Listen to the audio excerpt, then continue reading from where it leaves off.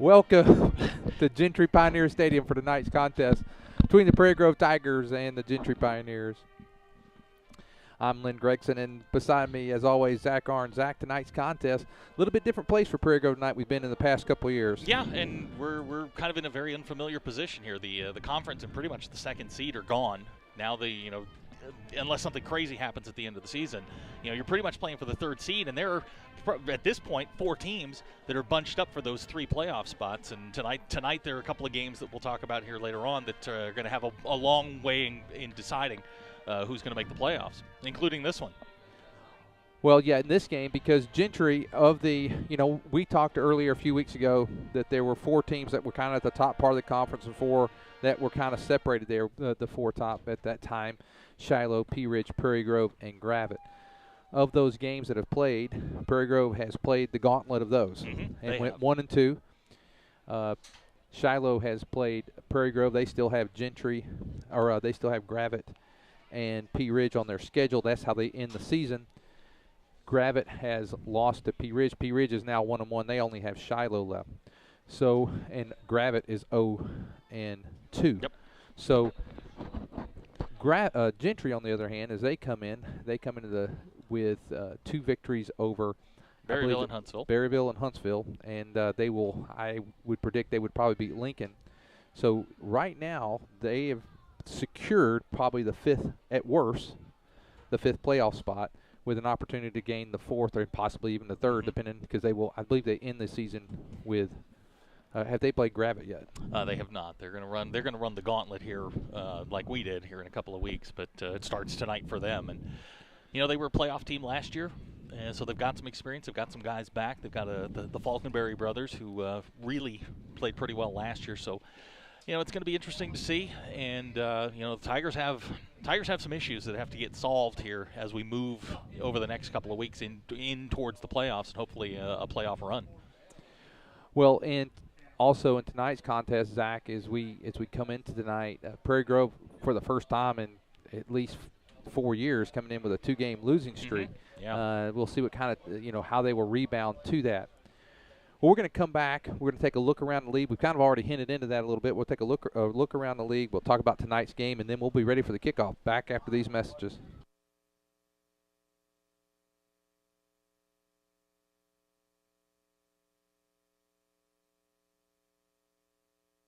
Let's face it, life's moving along at a faster pace these days, and every now and again you find that one stop that allows you to catch your breath. That one stop that reminds you of the good old-fashioned values. The one stop that hand dips their ice creams and makes hamburgers to die for. The one stop that can furnish you with propane and pizza and everything in between. And they usually call you by your name and ask you about your family. Well, that place in Prairie Grove is Frederick's One Stop, serving Prairie Grove since 1975. They say, "Go Tigers!"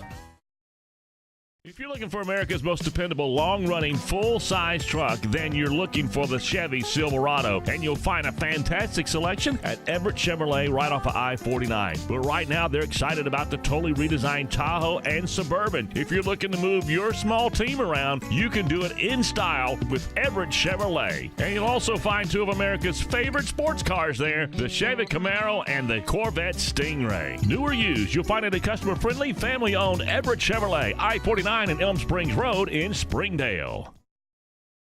Love God, love others, serve others. The simple motto of Prairie Grove Christian Church. Whether supporting mission in Africa, doing mission work in Cambodia, or homes in Texas, or fun for the entire family with board basketball and cheerleading, you'll find our members seeking to show love for God through love for neighbors. If you are looking for a church home, we invite you to experience PGC. We have convenient service times on Sundays at 9 and 30 p.m. We have a ministry for children and church in Washington County and beyond. Love God, love others, serve others. Prairie Grove Christian Church. And we welcome you back. We're getting ready for the coin flip here. The captains for the Tigers tonight: Ryan Morrell, Eli Lopez, Roberto Martinez, and an injured Dakota Hutchinson. Dakota's not going to play tonight. Hurt his knee last week. We'll have to get some updates on him. We are going to apologize in advance. The lighting here is a little dim, and it will be very difficult to see the Tigers' numbers as they have the white jerseys with the yellow numbers. Tigers won the toss. They are going to receive. They'll be going from left to right.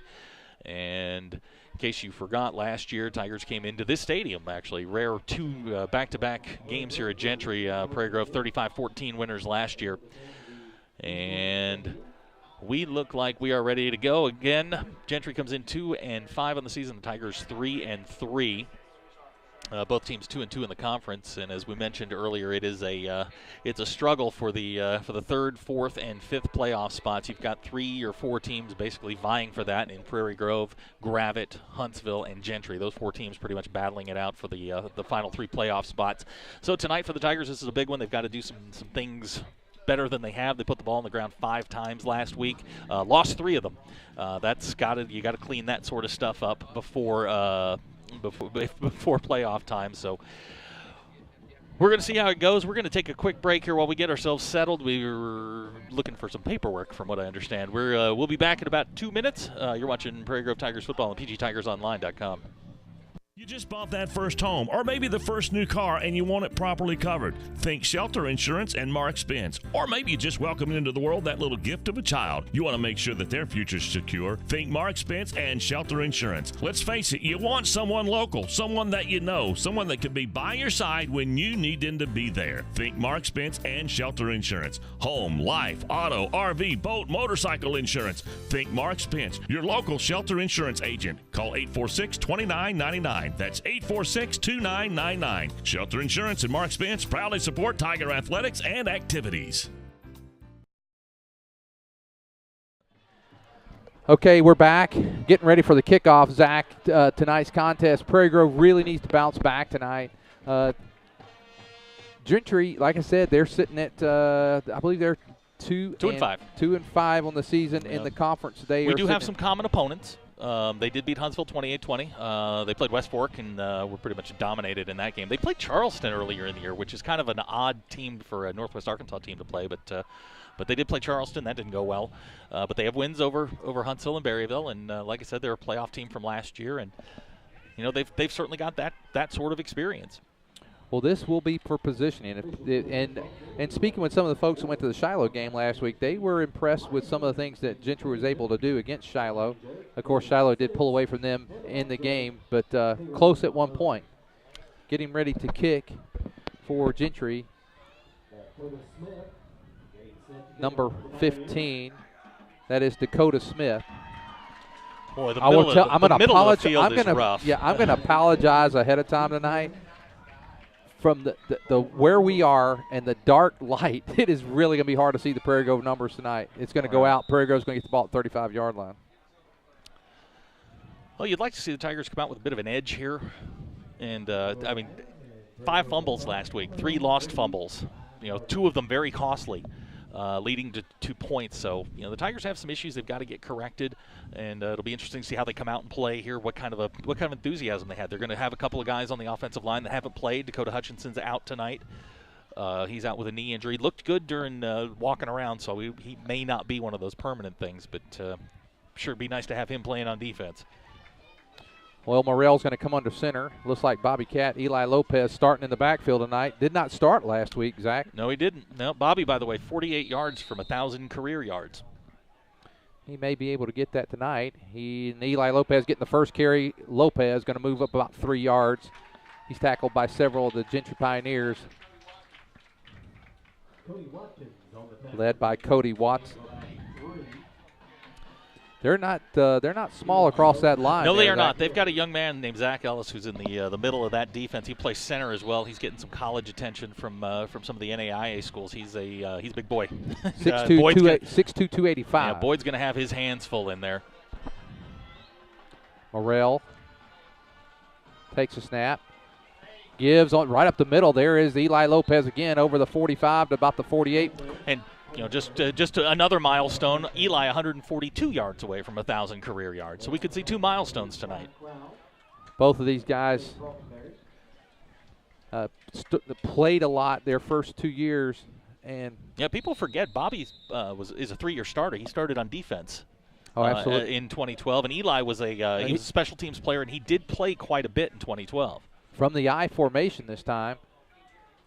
Here is the give to Bobby Cat. Uh-oh. And there goes Bobby Cat. Bobby Cat inside the 20, 15, 10, 5. Give Bobby Cat 6. And 1,000 career yards. Bobby Cat goes 51 yards for the touchdown, and Prairie Grove on the board just like that. That's the Bobby Cat. That's the Bobby Cat that we know. haven't seen in quite a while. He looked explosive. That's the closest I've seen him to 100%, Zach, since the injury. Yeah, we haven't seen him run away from people. He ran away that time. Yeah, plant the foot, cut, and go. And the I formation's really been an absolute disaster for Prairie Grove during the season so far. So it's good to see them get some forward momentum out of that. That's something that they ran last year with J.D. Speed very effectively. Now they're going for 2. Are the Tigers. Quick pass, slant. It is caught. It's Elliott. Or is it Leighton? That's Leighton. Leighton Smith on the reception. I'm going to go with that anyway. It's really hard to see. We apologize ahead of time. Maybe, heck, I might be able to look on the camera and see it. You make it a better view over there. Yeah. Let the Tigers go 3 plays, 65 yards. Bobby finishes it off with 51-yard touchdown run, by the way, getting to 1,000 career yards. And with that run, scores a touchdown, which is another touchdown sponsored by PG Telco. Zach, we're going to go ahead. We're not going to go to the break this time. We're going to stay with this. Zach, not only was he explosive, did you see the footwork down the sideline to be able to stay in bounds, pull away, and score, and give Bobby Cat 6? Yeah. A healthy Bobby Cat makes a huge difference in this football team. He is their most explosive player. Like I said, we haven't seen him. I don't think we've seen him healthy in several weeks. He tweaked that ankle in the Westport game, and he just hasn't been the same since. That's the closest. That play right there is the closest I've seen. And that includes the touchdown pass he received at Shiloh that night. So, again, now looking like that is going to be Blake Falk to kick. Blake gets it fairly deep. It's going to be fielded about the 11-yard line by Gentry. And looking for some run room. Going to be tackled. That looks like Reed Orr.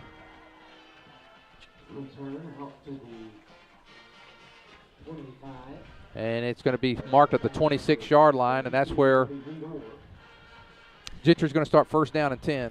And for Prairie Grove, I mean, Reed Orr's going to have a huge game. With Dakota out as his running mate, that's a big loss in the middle. It'll be interesting to see who they're going to play in the middle here. It looks like it's Reed and those numbers are so hard to see.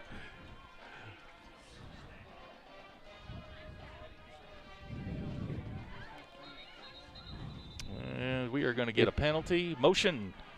If you so desire. Oh, wonderful. Thank you. Tonight we have on our webcast crew, we have Miles Lowe, Christian Dowdy, Ethan Sam holding down the fort, Steve Vickery, Jacob Coyle also helping out on the camera, and our East Lab teacher, Miss Melissa Burton, is here with us. She's got a great story she needs to relay to you at halftime. Oh, good. It was awesome. Is it a Gentry story? No, okay. It's a not for broadcast story. Okay, very good. I don't know what the discussion was. The side judge called illegal procedure. There was no yards marked off. Yeah, I don't know what they're doing. They're going to pick up the flag?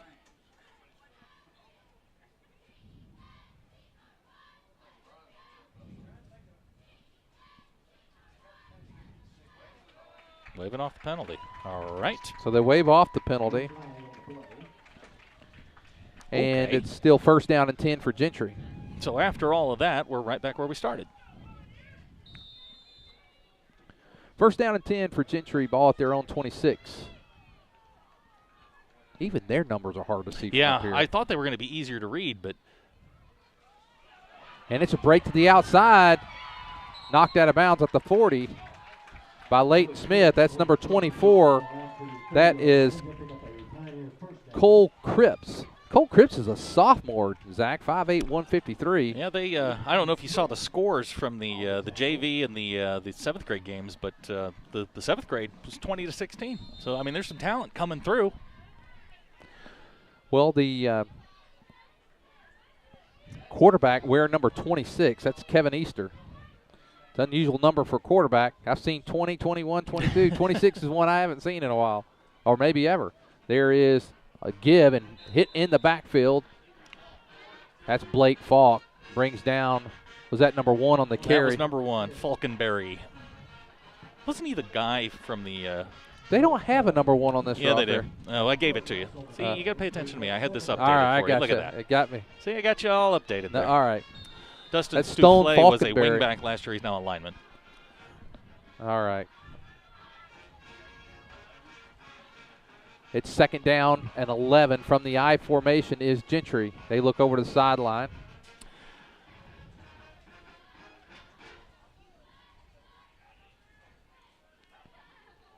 There is the give. Hit again in the backfield and going to be a couple yards. Well, they're going to lose a 1.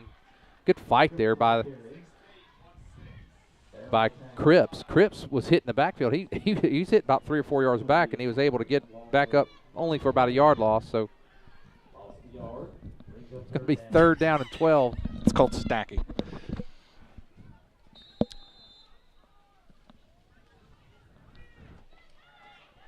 Third down, 12 for Gentry. Ball. This is danger inside their territory 40. here. If Prairie Grove decides to come. And he is Here back to they pass. come. They are coming. Little screen. Oof, batted knocked down. Huckabee with the knockdown there. And so that's going to be in theory, 4th it's down. the right call. If Prairie Grove's going to bring 5, 6 guys, you run a screen. You just got to execute it a little bit better. He could have got it. Well, they had a little bit, but Prairie Grove actually played it well all around. To quote my favorite Notre Dame broadcaster, that was a little peekaboo screen. If he gets the ball over the lineman, you're in business. All right, well, here's danger time.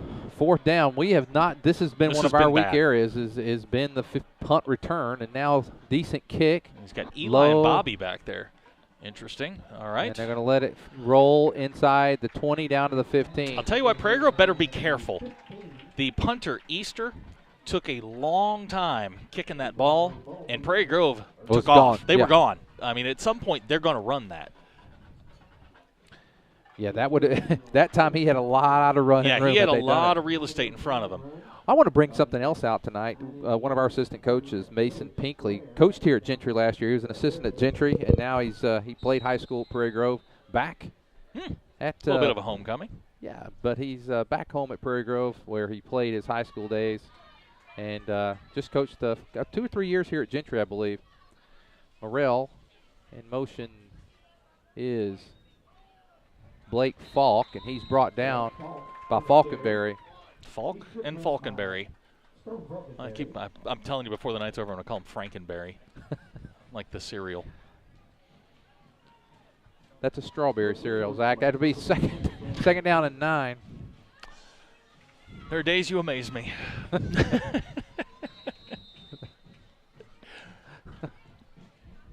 Either I'm blind as a bat, or the lighting here is just a little dim for me. I can't see anything, and I got the window open in front of me. 2nd down and 9. There is the reverse. That's the Bobby Cat we know. Bobby Cat on that run. Bobby Cat gets close to midfield. So Bobby Cat, he is looking Bobby's a little over. bit more. Bobby's to 2 carries and 85 yards. 2 carries, 85 yards for Bobby Cat tonight. Bobby Cat, maybe it's a.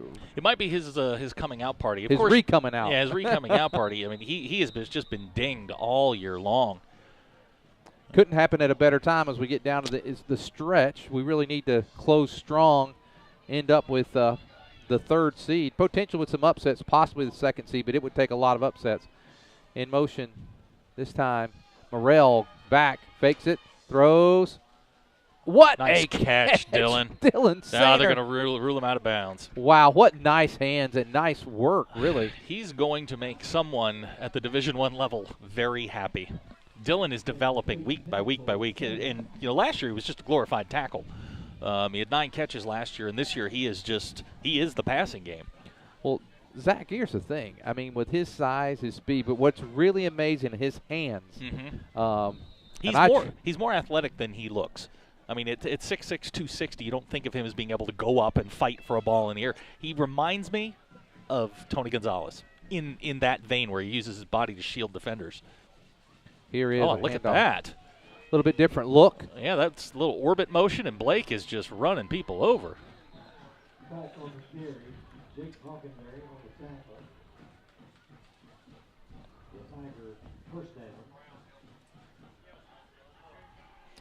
Man, I got to tell you, after last week, this is making me feel better. Yeah, definitely. I'm last just talking week, the whole weekend was a mess. well, Prairie Grove has started this drive at their own 15 and now already down to the Gentry 32-yard line.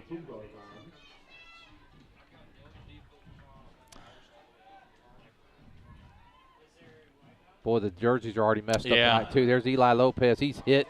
Wow. Not much going there for Eli Lopez. He was hit right there by Ellis was there. That big man was clogging up the hole that time. He got a lot of attention over the summer from some coaches. I think it was UA Monticello was the one that had offered him a scholarship. He's going to play at the next level. Oh, he is a senior. You know, as big as he is, he should play at the next level. Well, like I said, 6'2", 285, they'll lean him and shape him up a little bit at the next level. He could be a very solid player at that level. Yeah, collision between him and Dylan could be a lot of fun. I can't tell if that's Bobby or Blake back there. That's Bobby. White shoes. And now fakes, throws. Oh, almost a great catch. Yeah, boy, he threw that into 4 defenders. I mean, he threw it into 4 defenders. And Dylan was the only one that touched it. He almost got that, Zach. He did. He almost did. But if he'd looked left, Elliott was one-on-one and breaking free. It's going to be 3rd down and, let's call it 3rd and 10 for the Tigers. Definitely got 2 downs to make these 10 yards. What are we going to do here? Wing back verse. That's Blake Falk. Falk dances his way inside the 20, 15. 10. Boy, he is just. Wow. He is strong, running hard all the way down to the 7. He was hit around the 17-yard line, Zach. He got 10 more out of that on his own. Heck of a run there, Blake. And he's become probably Prairie Grove's most physical runner. Wow. And he is just he's just hard to get. I mean, as tall as he is, he's hard to get down. He got about 10 yards on his own right there, Zach. And Did they mark him down at the 7? Going to give him at the 8, I think. Okay, the 8, okay.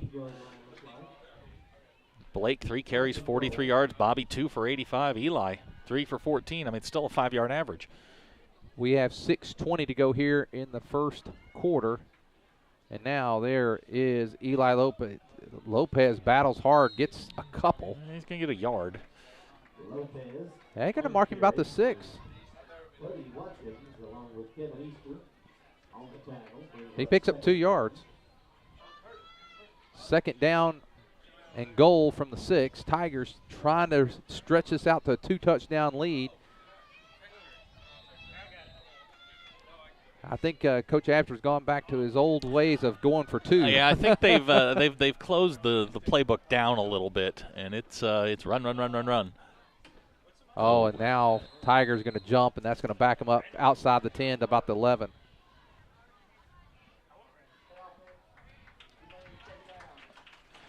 So the Tigers jump, and that's going to back them up 5.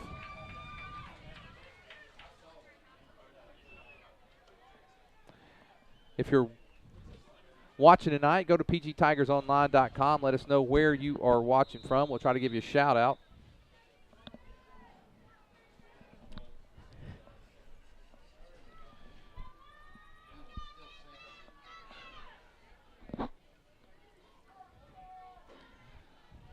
Second down and goal from the 11. Morrell from the shotgun. 4 wide. Wow. 3 to the right, 1, and there is a turn catch. Now, going to pick up about 3 yards. Dylan's going to get down to about the 8. So back to about the original line of scrimmage, and so now it's going to be 3rd down and goal from about the 8. 3 pass attempts. He hasn't looked anywhere else but 17. A little pump fake might free some folks. Kay Absher watching from home tonight, coach's wife. Hello, Mrs. Absher. David Lehman watching from Lafayette, Indiana. They play St. Joe's tomorrow. They could probably go up and whoop Purdue. There is Morrell, throws. Dropped by Bobby Cat. It's going to bring up 4th down for Prairie Grove. He had it. They had the rub route they wanted. Bobby was open at the 4-yard line, just slipped through. He catches that. It's another give him 6 for Bobby Cat, but he drops it, so it's 4th down. What are you going to dial up here, Coach? Me? Arns? I like 17 to the post. Throw it high. Nope. Guess where they're going? Top side. Got a fade going on. Yep, there's one guy there. Good play. And Good a nice play. defensive play there. Falconberry, nice defense there. You got to give him credit. For Morrell, didn't get quite high enough. Because if you get high enough, there's no way that Falconberry's if he throws that as a back shoulder fade instead of just a jump ball, Dylan can use his body to shield that off. But I like my chances throwing a fade to Dylan any time of the week. I'll take that. Not a bad call. Good defense. Give Falconberry credit. Yep. Nice defensive play there by Falconberry. So Gentry's going to take over. This Prairie Grove's drive went from their 15 down to their 8. They're stopped there, and now Gentry with the ball. Hit in the back. The defense is looking fantastic tonight, Mr. Arns. Yeah, they got the one play there at the beginning, and the rest has been negative plays. He loses 2 yards. They're going to be back to about the 6-7 yard line. They lost 3 on that. They started at the 9, and at they don't the have 9. the hash marks on the field, so it's hard to tell exactly where they're marking this. But it's a nice night, clear night. It's in the 60s.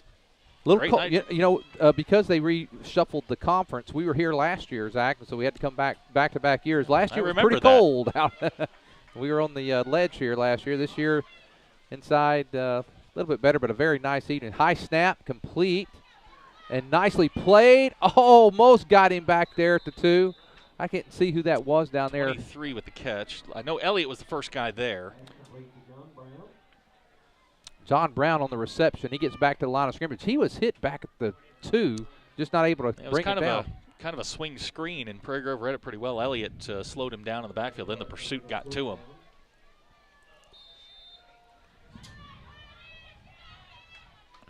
Third down, 13 to go for Gentry, and now again from the shotgun. Little screen. Patted again. Down. Yeah, they're trying to screen Prairie Grove, which is the right thing to do. With as much pressure as Prairie Grove brings. It's going to bring up 4th down for. And in this situation, I hate punting out of my own end zone. You got to be careful. You got to get the snap right. Make sure your punter doesn't stand on the end line. And again, Prairie Grove's got to be careful. They took off and left the punter standing there. Jerry Coyle just texted me on the phone. He's watching from Cotton, Arkansas. I saw Jerry today. Actually, a nice little view from where he's watching from. I saw Jerry today at Grubbs in Fayetteville. Well, he must have traveled quickly. 2:37 to go here in the first quarter. Prairie Grove leading 8-0. It's going to be 4th down for Gentry. They're going to be punting at the 7. Zach, we didn't get a chance much at the beginning to talk about what's going around the league tonight. Shiloh playing Lincoln. Probably will continue. Then I think they close out. Yeah, they've got Gravett and P Ridge to close it out. Gravett and P Ridge to close out. I think it's it's Gravett and then P Ridge. Gentry will close out. They close their season out with Gravett. Huntsville tonight. Now Huntsville is at P Ridge. No, P Ridge has got Berryville tonight. That's right. They've got to be at Gravett. Yep. So it's P Ridge and Huntsville on the tonight. way up here, I passed the Huntsville band, so I know they were heading this way. Yeah, P Ridge tonight, I think, host Huntsville. And, they're working their way for a showdown, hopefully a year-end showdown with Shiloh for the conference championship. Prairie Grove would need a lot of help to get it this year. But now stranger things have happened. If you remember 2011, it was 5 teams for the conference title. Low snap. Prairie Grove watches. Played that one better. And Eli Lopez fields it at the 37. What? Eli Lopez all the way down to the 15. They throw a flag on that or just? I don't think so. No. Clean to me. Wow. Yeah, that was a Yeah, that's a change they made from last week. You realize that the net of that punt, Zach, was 8 yards? Are they down to the 14? They're down to the 14-yard Wow. line.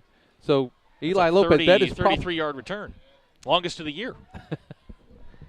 We've had troubles on the return. By the way, he's a fullback. You don't see a lot of fullbacks returning punts. And now the Tigers from the 13. This time, Bobby Cat. Bobby Cat is down close to another first down. You're going to give him the first down? They're going to, let's see where they spot it. I'm not sure, Zach. I'm not seeing them move the chains just yet. Yep. And he gets the first down. He gets right at 10 yards. So it's first and goal for the Tigers. Ball just inside the 4. Tigers have been down inside the 10-yard line last time. Came up empty. This time first and goal. That's going to be Blake Falk. Blake. Whoa! Blake. They're going to spot him just short. Sure, you got to give it to him for the effort. Wow, he may be hurt, Zach.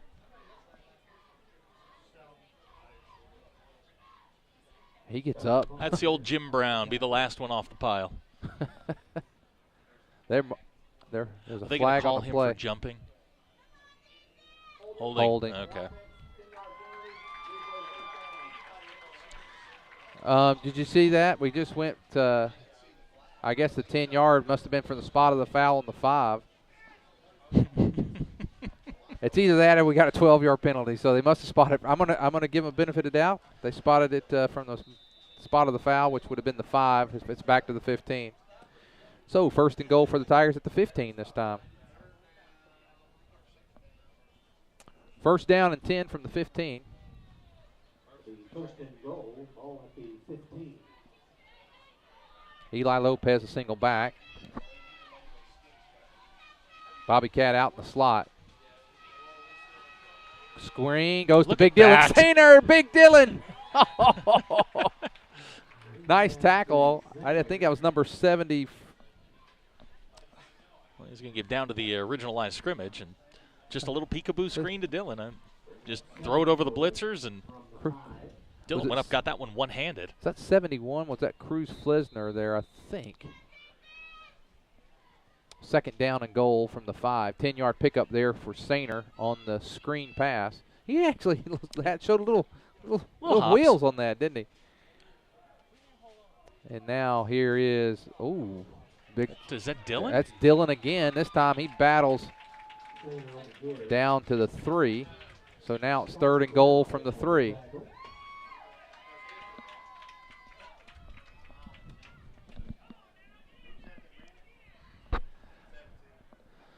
Third down goal from the 3, Tigers. I think they're going to let this one go to the quarter. And we're down to 10 seconds to go in the quarter. They may get one more off. Let's see what's going to happen here. 6 seconds. Goes up to the line of scrimmage. They're going to get it off. There's Eli Lopez hitting the backfield. And nice stop. That's where the quarter's going to end. After 1 quarter of play, the Prairie Grove Tigers lead the Gentry Pioneers 8-0. We'll be back for the start of the second quarter after this. Life can come at you from a lot of different directions, and you need to be prepared with the proper insurance. Let John Galligan of the Galligan Insurance Alliance make sure that you, your loved ones, and your home and all that's near and dear to you is properly covered. You see, the Galligan Insurance Alliance is an independent insurance agent and allows him the flexibility to shop the very best policy at the very best price, and this gives you the coverage and the peace of mind that you need at the rate that fits your budget. It's the best case scenario when it comes to covering all that is near and dear to you. Check them out on Facebook or drop by the website GalliganInsuranceAlliance.com. And you can always call 479-282-0605, 479-282-0605. The Galligan Insurance Alliance. Looking for free checking that isn't free of extras? It's as easy as finding your nearest Arvest bank. Our free Blue Checking comes with lots of features, including free online and mobile banking, and the ability to deposit a check just by taking a picture of it with your smartphone. And since it's from Arvest, you'll have the freedom of more than 240 locations and 7-to-7 banking. You shouldn't have to pay for convenience. Switch to free Blue Checking from Arvest Bank.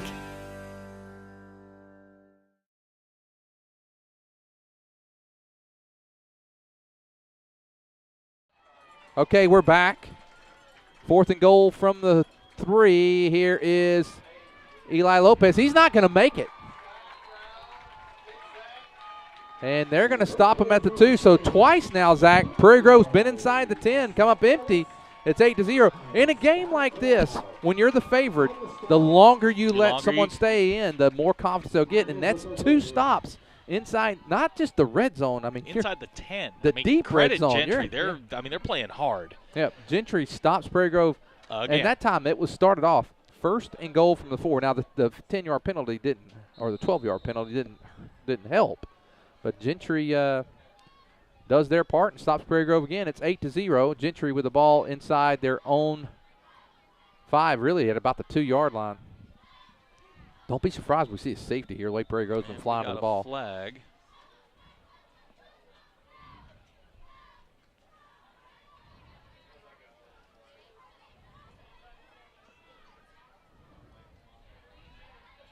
It's going to be half. Can you mark off a half a yard? Yeah, half distance to the goal.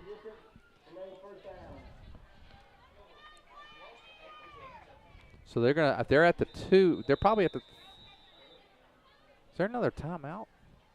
I think we might have an equipment timeout now. They're gonna call a timeout. Let's take this timeout with them. With 11:53 to go in the second quarter, Prairie Grove still up 8-0.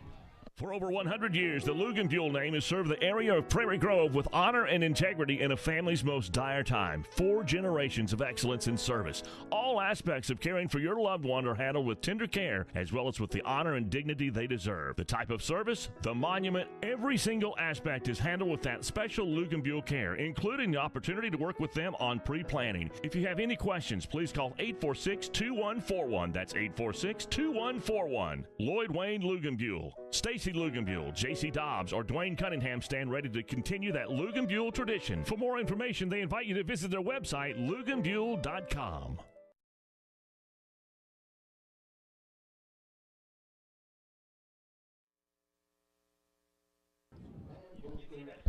Okay, we're back. Prairie Grove. This ball is just at the 1-yard line. First down for Gentry. I think they saw Prairie Grove was bringing at least 10. I mean, they had everybody up around the ball. I would not be surprised if they took a shot here. Well, they're in the I formation. There's going nowhere. He may have gotten. Looks like if they mark it over here, he got a yard. So it's going to be 2nd down and 9. Or I'm sorry, 2nd 10 because they lost. Sorry, they lost the yard on the penalty. That gave him a little bit of breathing, not much, but a tad bit of breathing room. And it wouldn't surprise me, Zach, is like you said, if they, and one of these 2nd or 3rd down, take a shot. What do you have to lose? I mean, if you just take it and throw it towards the sidelines and you hope one of your guys can go get it. There's as many guys as Prairie Grove has in the box right now. I don't see why. Yeah, so they're going to spread them out. Well, now they are. They're going to spread them out. They got 3 to the left, 1 to the right. High snap. Throws. There it is. He's got him open. He's it's going to be no. Incomplete on the coverage. Downey. Yeah, I mean, you almost had to, if you're Gentry, take that shot. Boy, I'd really like to see Downey get that interception. It was that would have been good for his confidence. Yeah, and I tell you what, the thing with him there too is he was actually really good position that time. Ball was underthrown. He was even underthrown to him. He was hand fighting with him, and he was in good position. And now if you're Prairie Grove, I mean, you take a chance. Of course, you're going to get great field position. They're going to spread you out here 4 wide. I mean, if you can get pressure. Trips to the right there. He kind of sprints out. Knocked down. I don't see who got their hand on it there. That looks like Chamberlain. Elliott Chamberlain come across, got his hand on it. Now Prairie Grove again, this time going to get a great field position. This game, Zach, I mean, could almost be out of hand here. You got to give Gentry a lot of credit. If Gentry can get some offensive issues straightened out here, they've got. I mean, the defense is playing well enough, to keep you in the game right now. But you got to think also, they've not had any field position whatsoever to talk about. Here's the punt. Oh, he hesitated there. Oh, that's off the side of his foot. That's Prairie Grove's going to get it at the 34-yard line of Gentry. So Tigers again with excellent field position. Zach, you've got to capitalize on these opportunities. You have to. This will be the fourth time you've had the ball inside Gentry territory. You have 8 points to show for it so far. We're going to do it this time, Zach. Feel it. In this situation, 23's carried the ball 3 times for 96 yards. I don't think that's a bad option right here. And with Zach Ellis coming out, they go down. Size-wise, they're down. Well, yeah, this is the best time to go forward. No, and he's back to pass. Morrell, he throws. There's Sainer. Oh, he catches it right around the first down mark. He's going to be about a yard short. Boy, if he could have been able to keep his feet. The pass been up just a hair, but he had pressure. But if it had been up, he had running room. But unfortunately just had to kind of dive to get the ball. Second down and a yard. Ball at the Gentry 25-yard line. Ryan off to kind of a slow start here. 3 out of 7 for 14 yards.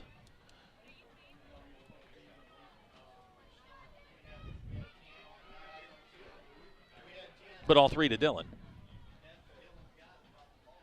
Now he's back to pass again. He's got plenty of time. He's in trouble now. Throws complete. Elliott. Might be Bobby Cat. I think it's Elliott. Nope, Blake Falk. We were both wrong. What? It is so hard yeah, to see. And that is across the way from us, Zach. So that we're good. We're old. We can't see. And they're wearing yellow numbers. Not a good combination. First down and 10 for the Tigers. This is Bobby. And again, This is Bobby. Again, inside the red zone. Bobby Cat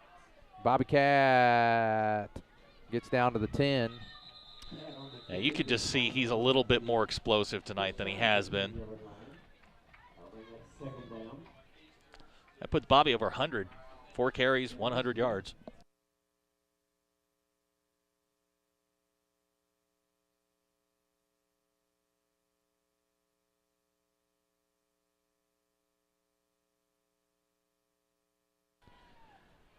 Second down, let's call it 6 to go for the Tigers. Eli Lopez a single back. And it's going to go to Eli Lopez right up the middle. Lopez fights. Down. He's going to get the first down inside the 5. So Prairie Grove for the third time. Third time tonight. Fourth time. Well, though the other time they had the long run, 51-yard You're run. right, you're right. So third time, and the Tigers, can they finally hit pay dirt after being inside? You got to give Gentry a lot of credit. First down, they were in the same position last time. First and goal from the 4. Bobby Cat. I think you give it to 23 3 straight times. Going to go to Eli. He's going to be close. He's going to be at the 2. 8:49 to go here in the first half. Tigers up 8-0.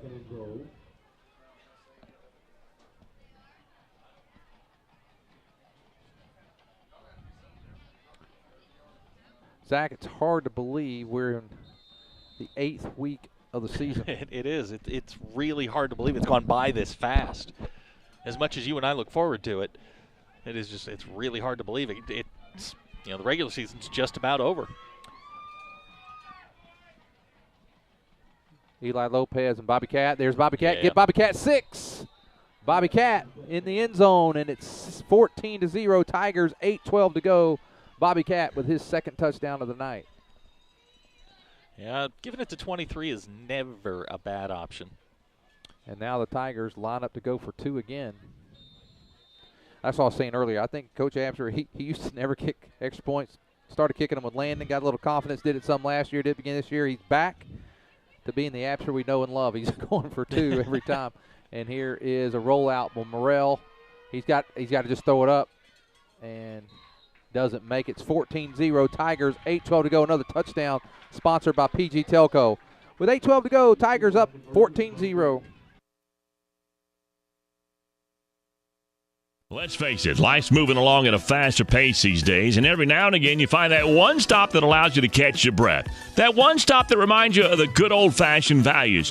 The one stop that hand dips their ice creams and makes hamburgers to die for. The one stop that can furnish you with propane and pizza and everything in between. And they usually call you by your name and ask you about your family. Well, that place in Prairie Grove is Frederick's One Stop, serving Prairie Grove since 1975. They say, go Tigers!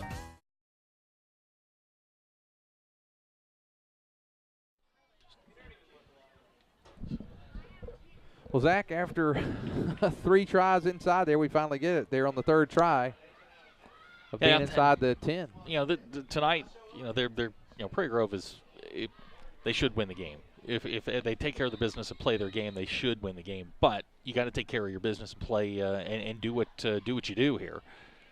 You know, letting opportunities like the 2 inside the 10 get away from you. Gentry fields it inside the 15. There's he's got a little room. He's got a little wiggle. There's Smith. He's still on his feet. Man, I'll tell you what, that kid could lose somebody in a phone booth. That's Cole Cripps. He's 5'8", 150, Zach. He was a slippery little fellow there. He was able to get around and gets the ball up. Is this their best starting field position at the 33? I believe so.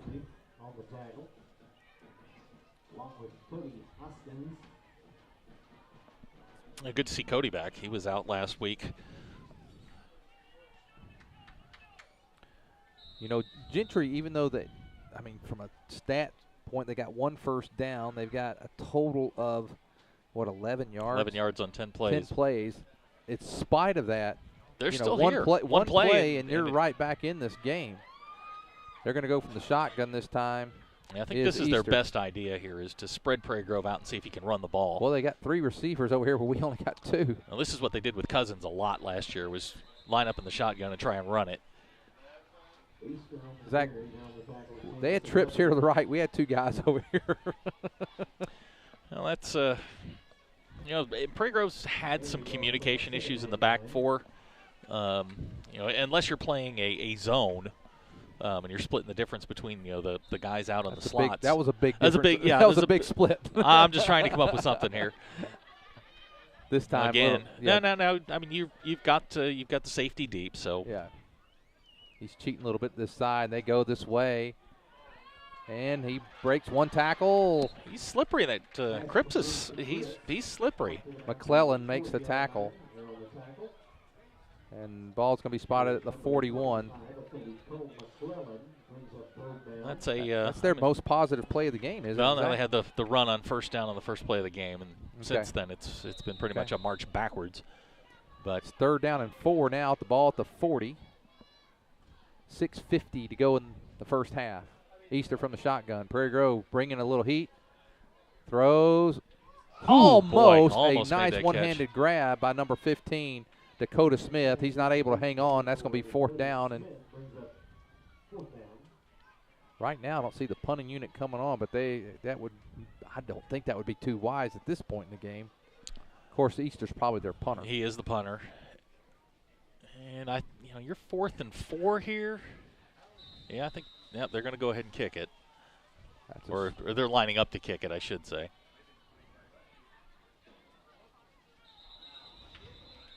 And now. Yep, now going to get a penalty.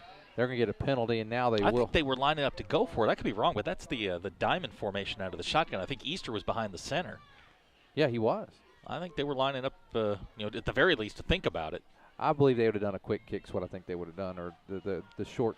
Well, now, I mean, you're 4th and 9. You've got to kick it, but they are not. Now he does back up. Go. Prairie Grove has no one deep. If you're Prairie Grove, you're playing punt safe. We're playing punt nothing. They have nothing no punt. Wow, they may have got a piece of that, Zach.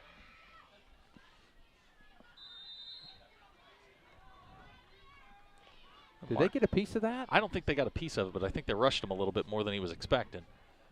Give him the 42.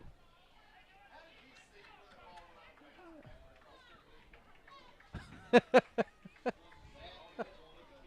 was a great observation made by one of the Gentry booth workers here. He was like the guy from across the field made where the ball went out.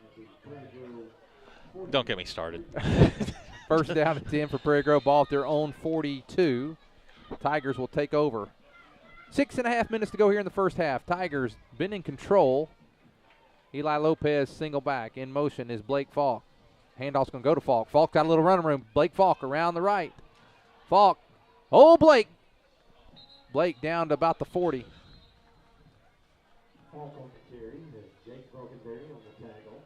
Falkenberry again on the tackle.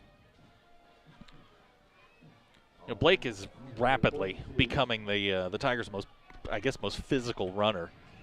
I mean, he's certainly not afraid to put his shoulder down and lay into you. Good to see that. Blake Falk is a junior. He'll be back. Prairie Grove.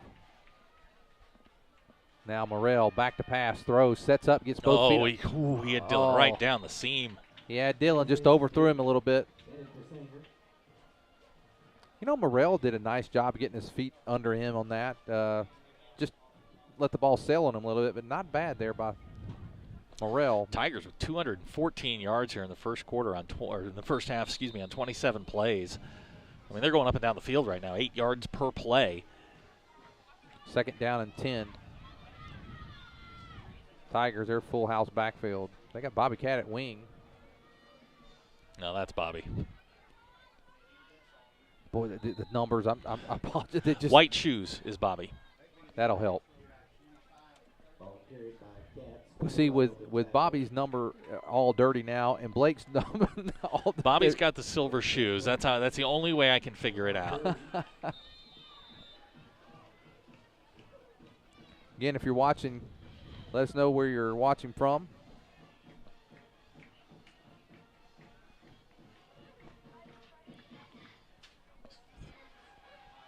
Third down and let's call it third down and a long 3.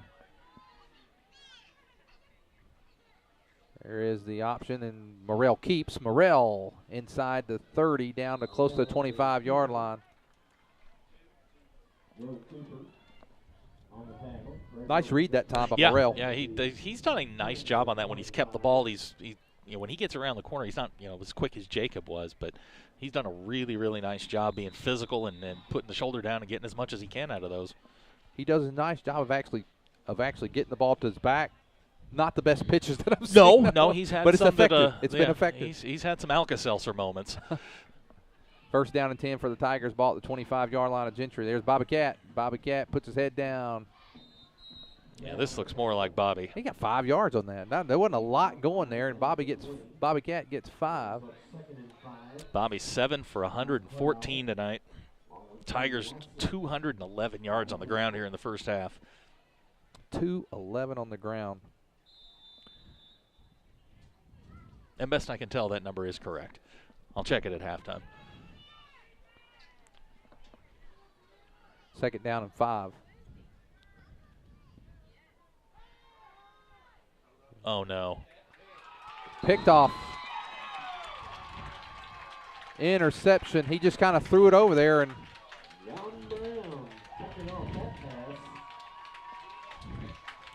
I didn't catch the number of the pickoff. 23. John Brown. John Brown. I'll be John Brown, Zach, because that was just kind of thrown up there, and the Tigers have been in the red zone 4 times tonight. Yeah, it's only Ryan's second interception of the year. He's protected the ball really well. It's been the fumbles which have been the issue, and now Easter's got a little room. He's going to throw. He's got a man wide open. Falconberry. And the biggest play of the night for Gentry gets the ball down to the Prairie Grove 30-yard line. Zach, as much domination as there had been in the first half, Gentry is a drive away from being right back in this thing. Yeah, they are. And, if you can get a score here, it's a one-score game here now. Gentry's got to put multiple plays together. They haven't been able to do that yet. Well, I give a lot of credit there to the line for giving Easter a little time, and then Easter made a nice read. I mean, he found Falconberry on the backside. Well, and he saw a lot of running room, and then he looked up, and it was funny. He looked like he was going to throw. He looked up. He saw Falconberry all along, completes, and then Falconberry turns it into a big play. Easter now back, quick pass, complete. Falconberry again. He's going to be about 7 or 8 yards. Well, they found something over there. But they're going to start throwing the ball a little bit more. It looks like 3:40 to go here in the first half. Gentry's best drive of the game. And their yards have all been in the air because they've got not much on the ground at all. 6 rushes for 12 yards.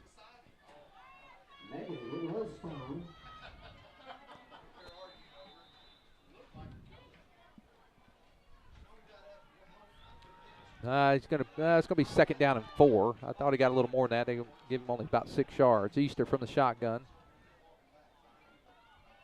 2 receivers on both sides. Now coming in motion to the right.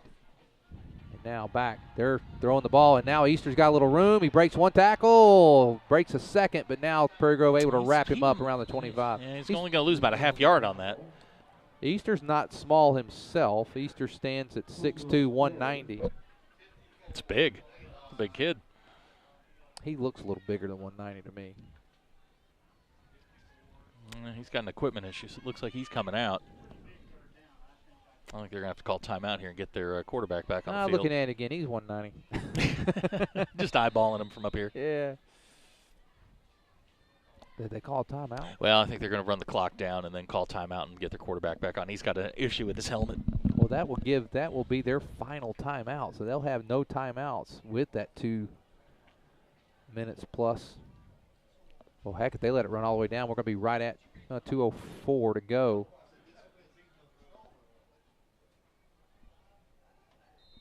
.204 to go here, and they're going to let it run all the way down to 2:03. So 2:03 to go in the first half. Let's take a timeout with them. Prairie Grove leads 14-0. Gentry on the march. Car-Mart of Northwest Arkansas. Come on down and see why Car-Mart continues to earn the repeat business with so many customers.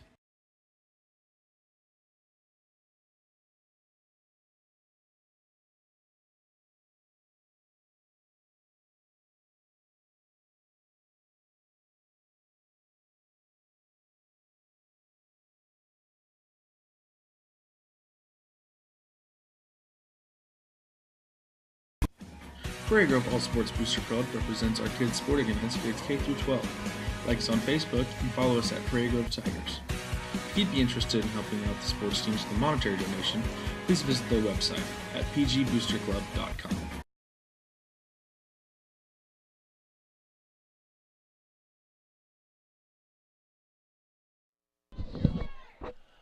And we are back. It is 3rd down, 4 yards to go. We've got 2:03 to go here in the second quarter. Looks like they got the equipment issue with Easter straightened out. So, well, they have no timeouts left. They've taken all 3 of their timeouts, and that's 2:03 to go. It's 3rd down and 5. It's a short 5, but they have trips to the right, single receiver to the left. Easter rolling to his right, and now he picks up runs. He's hit, dropped, fumbled, and if Gentry got it, Gentry got it. That's a big break for them, yeah, because it is. That went from being 4th and 5 to 4th and 1. What a great break that time for Gentry, Zach. Yeah, I mean, you get a couple of yards. It's the old holy roller. Well, that's 4 yards in their favor, down to 147, 146. And now the 25-second clock starts. They don't have a lot of time here. I mean, I know they're trying to do is say, hey, look, if we don't make it, we don't leave Prairie Grove a lot of time here. But now, 4th and a yard, Prairie Grove kind of stacked it. Well, going from the shotgun. I believe Easter's going to run it. No, he's going to roll. Throws, quick, wide open. He may score.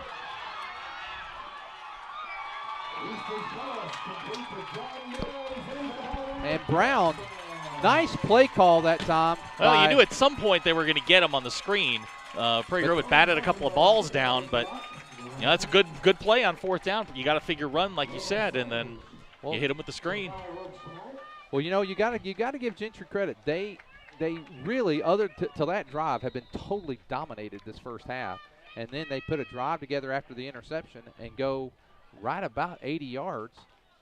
How far was that drive, Zach? 75 yards? Yes, sir. And the extra point looks good. And with 1:13 to go, Prairie Grove 14, Gentry 7. And Gentry gets the ball to start the second half, Zach. So they're in a good position. They're in a good position. If you're Gentry, you've got to say, look, we've been outgained 226 to 99. Prairie Grove's been inside our 10-yard line. Or been in the red zone 4 times and came up with 1 touchdown. And they had 1 long touchdown run. Gentry's got to feel great about where they feel are. Really good. On the other side, Prairie Grove, it's like we've dominated this game, and Why are we only up 14-7? This is where youth and inexperience has plagued them all year. It's that finishing mentality. And I mean, they're learning. You got to keep in mind this team is really, really young at some very key positions. Well, the thing is with 1:13 to go and all 3 timeouts, it's not impossible. No, you need a good return here. To get a good return and a good couple plays, and but Prairie Grove's got to take this attitude that hey, we need to take the game rather than just showing up. And I mentioned to you, as you and I kind of discussed the game during the week, I thought we would win this game, but I said if we didn't come to play, it would. And I think we have come to play. We just not been able to convert. Now the ball's going to be picked up. He's going to be hit right around the 30. So Prairie Grove's going to have 1:06 to go in the first half. Ball's going to be at their own 28. They got to go 72 yards. 14-7. Tigers in the lead. Oh, I got to tell you, Zach, I was impressed with that play call on 4th down. Yeah, that was a great call. It was great execution. They've been hammering that screen all night, and eventually they were going to get it. Prairie Grove just nobody picked him up. He came out of the backfield that time. And now Morrell's got a little time, throws. That's Eli Lopez out of the backfield. Eli Lopez going to get it out of bounds at the 43. So Prairie Grove, 56.9 seconds to go here in the first half. Tigers going to see if they can get anything here. Remember, we have all 3 timeouts. Yeah, I mean, with all 3 timeouts, you can use the whole field. You can get, I mean, here comes Dylan down on the. And you don't have to get out of bounds here. No, you don't. Not yet. Now Morrell straight from the shotgun, rolling to his left, turns, throws, complete nice to catch, Sainer. Dylan. They're going to have to stop the clock, though. They're running it. Now you need to call a timeout.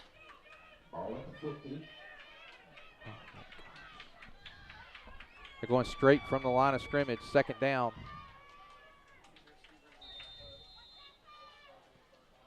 We lost about 10 seconds there. Oh. Picked it off.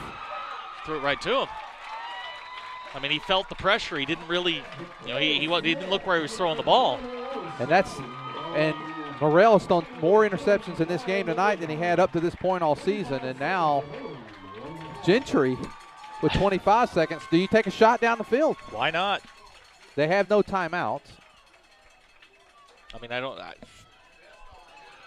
know. I think maybe in their position, Prairie Grove's kind of disheveled at this point. So maybe you do kind of go into halftime and say, okay, we're getting the ball first. Yeah, I think they'll take at least one shot with 25 so? seconds. Yeah, I think they will. I think that's, nope. I was going to say I think that's dangerous here. No, you're right, Zach. They're going to. No, here comes the Gentry coach from upstairs, so they're taking a knee for sure. So that's going to do it. If you're Gentry, in spite of the fact of being just dominated essentially for about 20 minutes of play. Smack dab in the middle of this. You're right in it. So that's going to do it for the first half of play. That's going to do it. Prairie Grove leads 14-7. It's halftime. We'll be back at the end of half. We'll watch the band, and then we'll be back at the end of half for stats.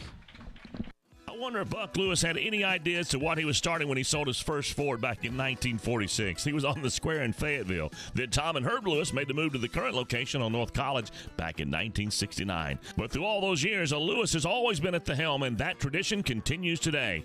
It's that kind of family value and heritage that makes Lewis Automotive the place to buy your next vehicle. Be it a Ford, Dodge, Chrysler, Ram, or Jeep, new or used, you can still find a Lewis standing behind every single deal. Award-winning service, 6 locations and over 1,000 vehicles. It's amazing. A lot has changed, but the Lewis heritage and tradition continues. Lewis Automotive, proudly serving Northwest Arkansas since 1946. You just bought that first home, or maybe the first new car, and you want it properly covered. Think Shelter Insurance and Mark Spence. Or maybe you just welcomed into the world that little gift of a child. You want to make sure that their future's secure. Think Mark Spence and Shelter Insurance. Let's face it, you want someone local, someone that you know, someone that can be by your side when you need them to be there. Think Mark Spence and Shelter Insurance. Home, life, auto, RV, boat, motorcycle insurance. Think Mark Spence, your local Shelter Insurance agent. Call 846-2999. That's 846-2999. Shelter Insurance and Mark Spence proudly support Tiger athletics and activities. If you're looking for America's most dependable, long-running, full-size truck, then you're looking for the Chevy Silverado, and you'll find a fantastic selection at Everett Chevrolet right off of I-49. But right now, they're excited about the totally redesigned Tahoe and Suburban. If you're looking to move your small team around, you can do it in style with Everett Chevrolet. And you'll also find two of America's favorite sports cars there, the Chevy Camaro and the Corvette Stingray. New or used, you'll find it at customer-friendly, family-owned Everett Chevrolet, I-49 and Elm Springs Road in Springdale. Looking for free checking that isn't free of extras? It's as easy as finding your nearest Arvest bank. Our free blue checking comes with lots of features, including free online and mobile banking, and the ability to deposit a check just by taking a picture of it with your smartphone. And since it's from Arvest, you'll have the freedom of more than 240 locations and 7-to-7 banking. You shouldn't have to pay for convenience. Switch to free blue checking from Arvest Bank.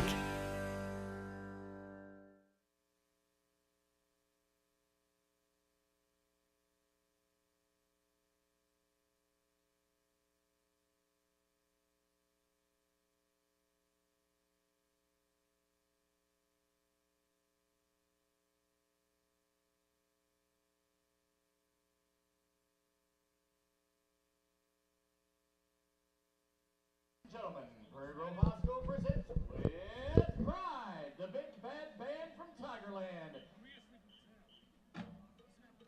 We proudly present the Fab Four from 64.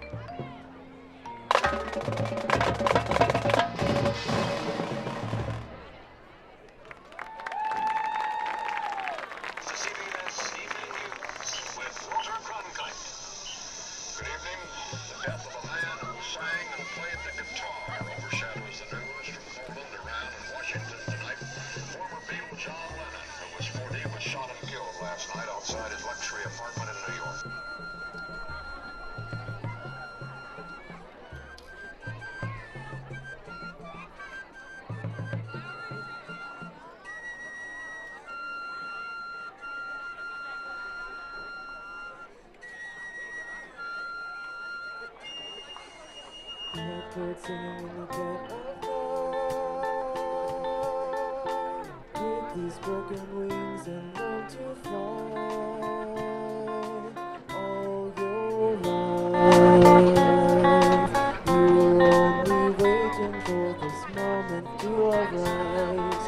Blackbird fly,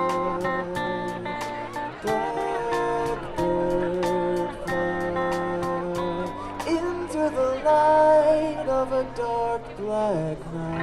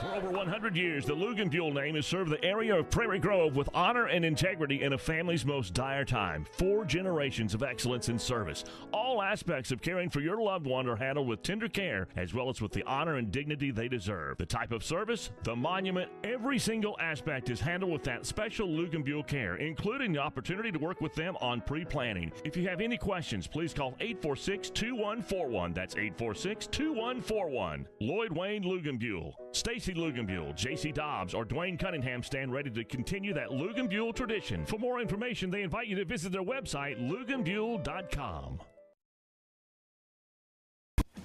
Prairie Grove All Sports Booster Club represents our kids' sporting events grades K through 12. Like us on Facebook and follow us at Prairie Grove Tigers. If you'd be interested in helping out the sports teams with a monetary donation, please visit their website at pgboosterclub.com.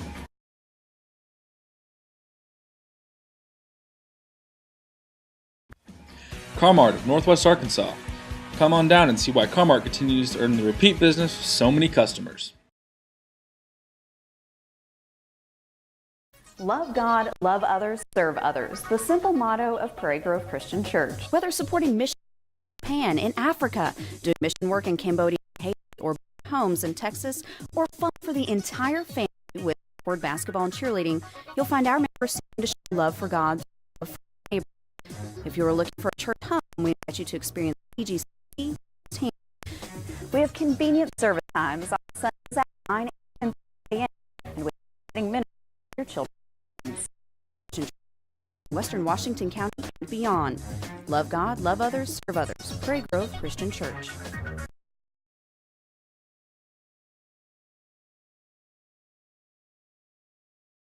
I wonder if Buck Lewis had any idea as to what he was starting when he sold his first Ford back in 1946. He was on the square in Fayetteville. Then Tom and Herb Lewis made the move to the current location on North College back in 1969. But through all those years, a Lewis has always been at the helm, and that tradition continues today.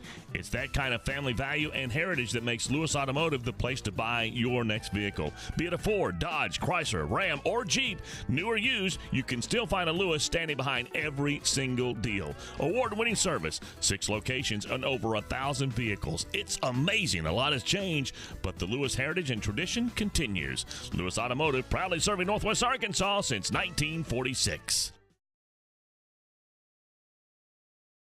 Life can come at you from a lot of different directions, and you need to be prepared with the proper insurance. Let John Galligan of the Galligan Insurance Alliance make sure that you, your loved ones, and your home and all that's near and dear to you is properly covered. You see, the Galligan Insurance Alliance is an independent insurance agent and allows him the flexibility to shop the very best policy at the very best price, and this gives you the coverage and the peace of mind that you need at the rate that fits your budget. It's the best case scenario when it comes to covering all that is near and dear to you.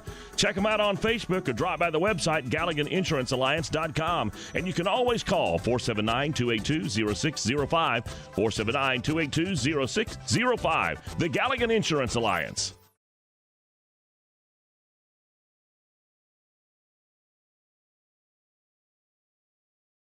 Let's face it, life's moving along at a faster pace these days, and every now and again you find that one stop that allows you to catch your breath. That one stop that reminds you of the good old-fashioned values.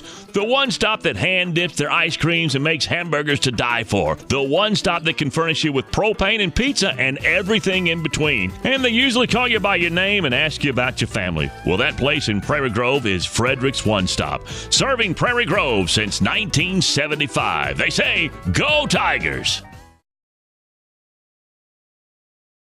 Looking for free checking that isn't free of extras? It's as easy as finding your nearest Arvest bank. Our free blue checking comes with lots of features, including free online and mobile banking, and the ability to deposit a check just by taking a picture of it with your smartphone. And since it's from Arvest, you'll have the freedom of more than 240 locations and 7-to-7 banking. You shouldn't have to pay for convenience. Switch to free blue checking from Arvest Bank. Prairie Grove All Sports Booster Club represents our kids' sporting events grades K through 12. Like us on Facebook and follow us at Prairie Grove Tigers. If you'd be interested in helping out the sports teams with a monetary donation, please visit their website at pgboosterclub.com.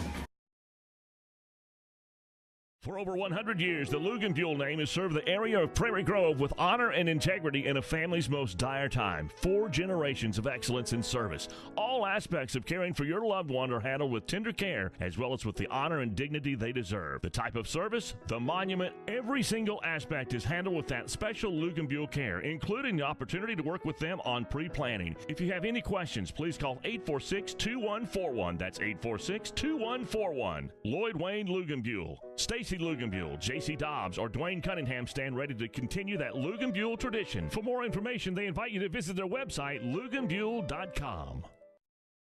If you're looking for America's most dependable, long-running, full-size truck, then you're looking for the Chevy Silverado, and you'll find a fantastic selection at Everett Chevrolet right off of I-49. But right now, they're excited about the totally redesigned Tahoe and Suburban. If you're looking to move your small team around, you can do it in style with Everett Chevrolet. And you'll also find 2 of America's favorite sports cars there, the Chevy Camaro and the Corvette Stingray. New or used, you'll find it a customer-friendly, family-owned Everett Chevrolet, I-49 and Elm Springs Road in Springdale. Love God, love others, and serve others. The simple motto of Prairie Grove Christian Church. Whether it's supporting missionaries in Japan or on the Ivory Coast of Africa, or doing mission work in Guatemala, or building homes in Mississippi or Alabama, or the fun for the entire family of Upward Basketball, you'll find the members seeking to show our love for God through our love for our neighbors. If you're looking for a church home, we invite you to experience PGCC firsthand. We have convenient service times with services on Sunday at 9 and 10:30. And trust us, we have plenty of activities for the kids. Prairie Grove Christian Church, serving Western Washington County and beyond. Love God, love others, and serve others. Prairie Grove Christian Church. Carmart of Northwest Arkansas. Come on down and see why Carmart continues to earn the repeat business with so many customers.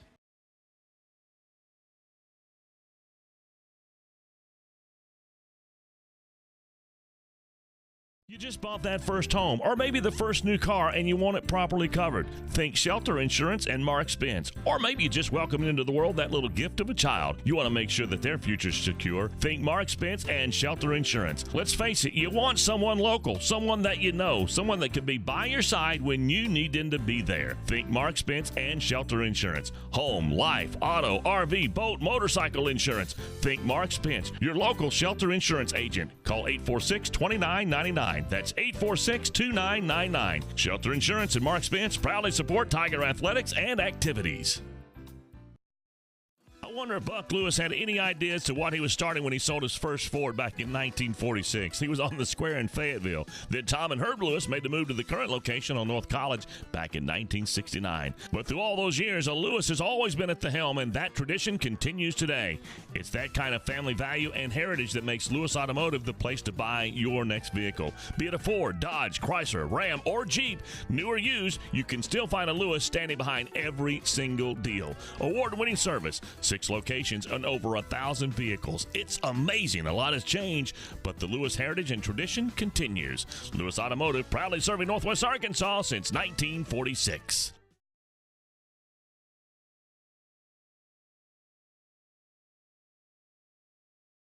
Let's face it, life's moving along at a faster pace these days, and every now and again you find that one stop that allows you to catch your breath. That one stop that reminds you of the good old-fashioned values. The one stop that hand dips their ice creams and makes hamburgers to die for. The one stop that can furnish you with propane and pizza and everything in between. And they usually call you by your name and ask you about your family. Well, that place in Prairie Grove is Frederick's One Stop, serving Prairie Grove since 1975. They say, go Tigers! Okay, we're back as we about 3 minutes before we're going to start the second half. And Zach, good first half when you look at the stats. Read them off, and then let's talk about what's all right about the stats, what's all wrong about the game. If you look at the stats, Prairie Grove should be up 50-0. 256 yards in the first half to 99. The Tigers 45 yards through the air, 211 on the ground. They're averaging 7.5 yards per play. That's great, but they've turned the ball over twice. And what are we, four times inside the red zone? And came up with only one touchdown. We had one long touchdown from 51 yards. If I told you at halftime Bobby would be 7 for 114 and 2 scores, you'd think, hey, this is in good shape here. But Gentry has hung around. They've done everything right to this point. Now they just need a break. And and this game gets really, really, really uncomfortable. Well, Gentry's going to get the ball to start the second half. They ended the half exactly where they wanted to as far as if you look at a quarter and, 3/4 of the second quarter, it was like, boy, if we can end this by scoring and then holding them, they ended where they wanted to. You couldn't script it any better. You get the touchdown, you get the turnover, and you go into halftime 14-7 getting the ball back. They have to love where they are. I just realized something, Zach, tonight, maybe. Yes? There's a player, and I believe that it might be Sam Dodd that's been getting the ball a little bit more than we think. Where? Sam's on the far side there. Is that Sam's in the clean jersey on the far side. Who's this all? That's Dylan. Gosh, it doesn't look like 17. It's not 17 anymore. It's just Brown. It's the passing game has been there at times. It's just Ryan's got to look off Dylan. I mean, all the attention's drawn on Dylan, but he threw a pass in the first half. There were 4 guys around him. There are other guys that you can dump the ball off to. And, Prairie Grove's just kind of, like I told you at halftime, just kind of going through the motions. And, this team's got to find that edge that that some of the previous teams have had, and they just haven't found it yet.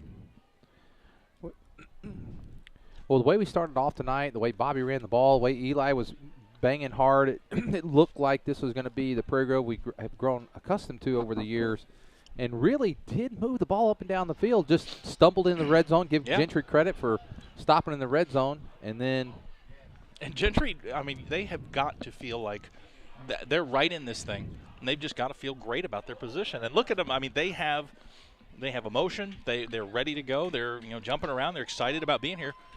Prairie Grove's got to meet that.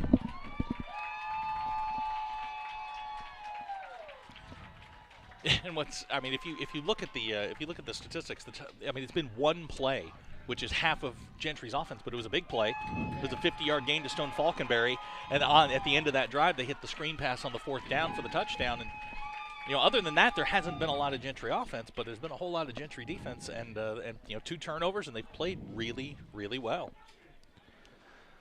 But last week we had one of those paint-peeling halftime speeches, and hopefully we got the same thing this week, because the Tigers came out really well.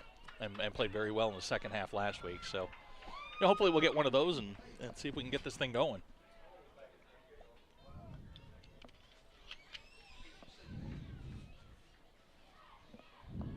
Tigers need a momentum changer here. They really kind of fell flat there in the second half of the second quarter.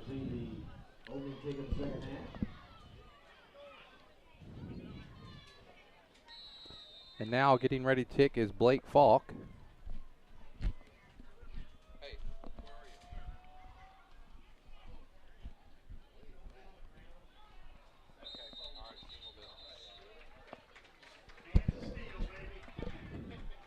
So Gentry's going to start right about the that was Stufley. He's wearing a different jersey now too. Yeah, he was a receiver last year, and now he is wearing a lineman's number. And now Gentry starts out in the shotgun. This is where they were effective, as they kind of spread it out a little bit. They go back to that to start the second half. This time they're going to give right up the middle. Nice run. He's going to pick up about 3 yards. Several of the Tigers in on the tackle. That wasn't Cripps. Who was that? John Brown. John Brown on the carry. He's a little bit bigger than Cripps is. Hoskins on the tackle. Gentry didn't run the ball particularly well in the first half. They have just 10 carries for 19 yards. But it's, suddenly the passing game erupted there on the last drive, and, that'll open up the running game for you.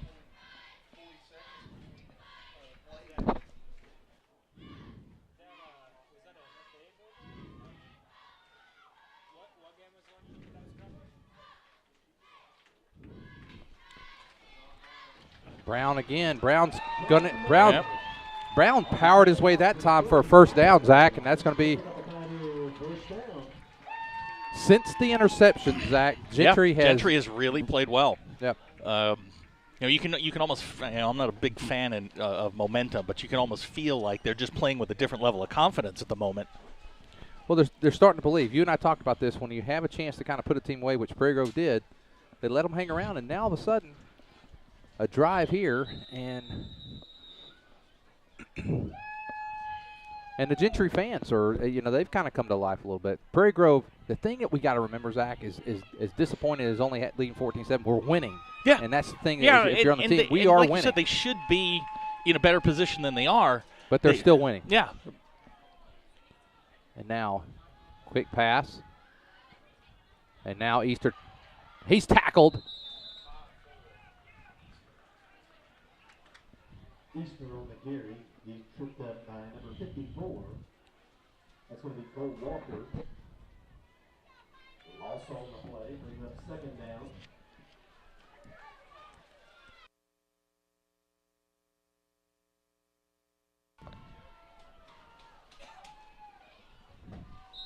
And this is uncomfortable territory here for Gentry.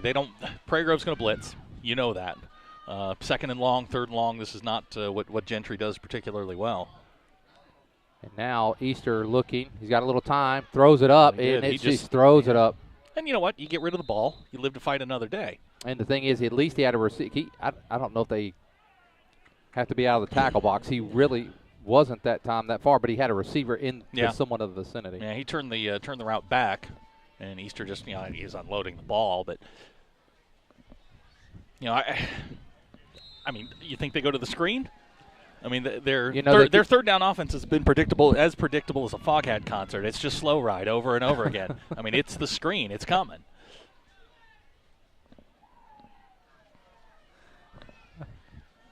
I've seen Foghat. Okay, 9:55 to go here in the third quarter. Back to pass is Easter. He's looking downfield. Now a little pressure, and that's going to be intercepted. Bobby Cat at the 40 slips down in a pile of mud. If you're Easter there, I mean, you throw that one away. I mean, if there's nobody there, you just take it and you throw it away and let them punt. Well, essentially, it was about a 20-yard punt is what it ends up being for them. Prairie Grove will start 1st and 10 at 4. Prairie Grove has had a couple of drives start. They had one start at their own 15, but they've had, for the most part, really good field position. They really have, and they've had the opportunity to make their field position even better. They are right in the mud, Zach. They are right in the mud. And there goes Eli Lopez. Not much going there for Eli. Watson on the tackle. He got absolutely nothing. And it's very rare that you see Prairie Grove's fullback get shut down. Eli tonight, 9 carries, 26 yards. I mean, the fullback's always, you can just hand the ball to the fullback, get 4 yards, and let him fall down. But, Gentry's done a nice job. And a lot of that has to do with the big guy in the middle. Zach Ellis, again, 6'2", 285. He's obviously controlling the middle of that defense. See if Bobby can break one loose here. Got a feeling that's where they're going to go. Bobby, nope, yeah. Actually, it's Morrell on the keeper. Morrell turns it up. They're going to get it. They're going to hold. Going to get a hold back in the backfield. That's a hold that's unnecessary, Zach. Mm-hmm. It's 10 yards. Morrell was 10 yards down the field. Yeah, Morrell was already past it.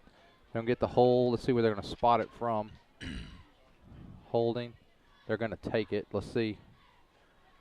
Looks like the hold took place at the 45. So it's 10 yards from the spot of the foul. It's going to back him up to the 35, which will be 2nd down and 17. So Morrell's gain now is a 7-yard loss because of the penalty. Yeah, it's just little things tonight. 3 penalties tonight on the Tigers for 25 yards. And they are, you're right, they're right in the mud. There's Bobby Cat. Can he get to the outside? That's Blake. Blake Fault. And Fault gets it up, makes a 3rd down and 11. The worst place you can be on this field is right where they are. Right where they are. Between the 40 and about the 30-yard line on the Prairie Grove side of the field right now, on both hash marks are horrible.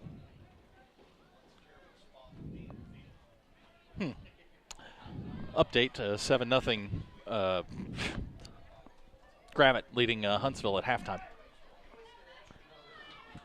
3rd down and 11 for Prairie Grove. 8 minutes to go here in the 3rd quarter. Morrell rolling. He's got a lot of time. He slipped once, throws. He's there. And it's complete. That's Leighton Smith. Leighton Smith inside the 30 down to the 27. It's either Leighton or Did you see Morrell slip? It's either Leighton or Elliott. I can't tell.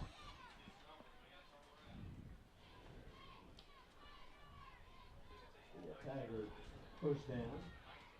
19, yeah. It was Leighton Smith. He was on the reception. The ball's going to be at the Gentry 27. We've been here a few times tonight, Zach. Let's see if we can turn this one in. Again, here we are getting close to the red zone. Have we punted tonight? I don't think we have. No, we haven't punted.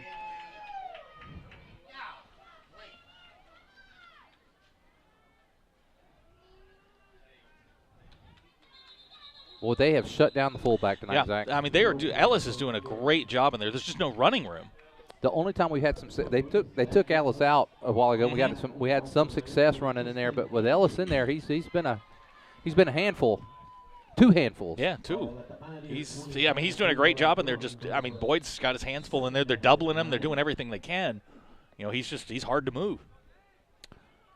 2nd down and 9 for Prairie Grove. 7:20 to go here in the 3rd quarter. Blake Falk. Blake's going to he's got the 1st down. So Blake's now inside the 20, and so the Tigers in the red zone again for the 5th time tonight. These kind of games where you're playing on a field that's a little sloppy, you wake up the next morning with mud in places you didn't think you could get mud. That ball's going to be spotted just outside the 15-yard line. 1st down and 10 for the Tigers. 7:08 to go in the 3rd quarter. It would be nice to have a 2-touchdown lead again. Can the Tigers convert? Bobby Cat. Look at Bobby Cat. Give Bobby Cat 6. Give Bobby Cat 6 more, his 3rd touchdown of the night. Bobby now 8 carries, 130 yards. I believe, I'd have to go back through the stat machine here, but I believe that is a career high for Bobby. Bobby Cat with 6:59 puts Prairie Grove up 20-7, and Prairie Grove's going to go for 2. They have all but given up on extra points, yeah. I think. On a kick, I should say. It's still an extra point. Morrell, he's got full house backfield. Going to give it to Bobby Cat. Give him 2. And Bobby Cat stretches lead to 22-7. Another touchdown sponsored by PG Telco. And the Tigers take the lead by 2 touchdowns. Back after this. Let's face it, life's moving along at a faster pace these days, and every now and again you find that one stop that allows you to catch your breath. That one stop that reminds you of the good old-fashioned values. The one stop that hand dips their ice creams and makes hamburgers to die for. The one stop that can furnish you with propane and pizza and everything in between. And they usually call you by your name and ask you about your family. Well, that place in Prairie Grove is Frederick's One Stop, serving Prairie Grove since 1975. They say, go Tigers!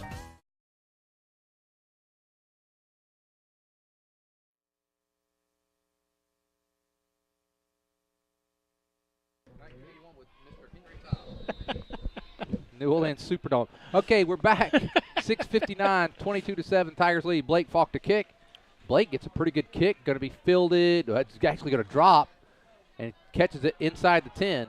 This is a chance to. Wow, he's bump hit. Drives his way. Gets close to the. He's going to be about the 18-yard line. Was that Falconberry again?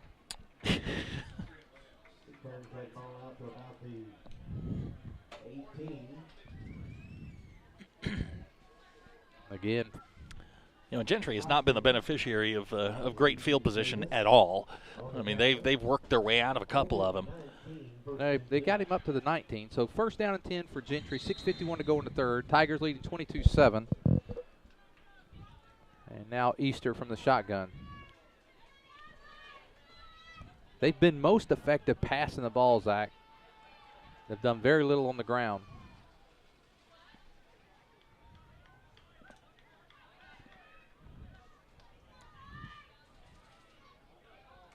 And they're going to, on the ground, he bounces to the outside. He's got room. Just as I make a comment about their ground game, they decided to pick up 15 yards. Yeah. They had him. They had him in the backfield. I didn't catch the number. I think it was Sam Dodd that came free on the weak side. He had him. He just made a nice move. 17-yard pickup. Ball's going to be at the 36. Jack Stone on the tackle. That play right there was Gentry's longest run of the night, 17 yards. Now they have trips to the right, single receiver to the left. He's going to roll to his right, does Easter. He pulls up, throws, got a man. Nice. Nice play. Was that Elliott? Nice play, Elliott. He was watching him. Elliott Chamberlain intended for Cole Cripps. Maybe it's just me, but I think he plays at a different speed than a lot of people do. When he gets that motor turned and he's heading for you, he's just at a different speed than a lot of people. 2nd down and 10 for Gentry. 6:19 to go in the 3rd.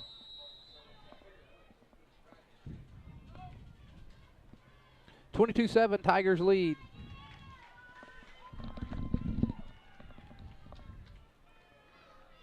Gentry with the ball at their own 36. Now back to throw. Screen pass. Oh. The only real successful screen they had was the touchdown, which was more of almost a flat pass than a screen. Yeah, and that's probably the same play that they ran down on the goal line earlier. But, you know, as a defensive lineman, if you get through untouched, you got to stop and look around because you're probably being baited towards the quarterback. The worst thing that a quarterback wants to see on a screen is a lineman that stops.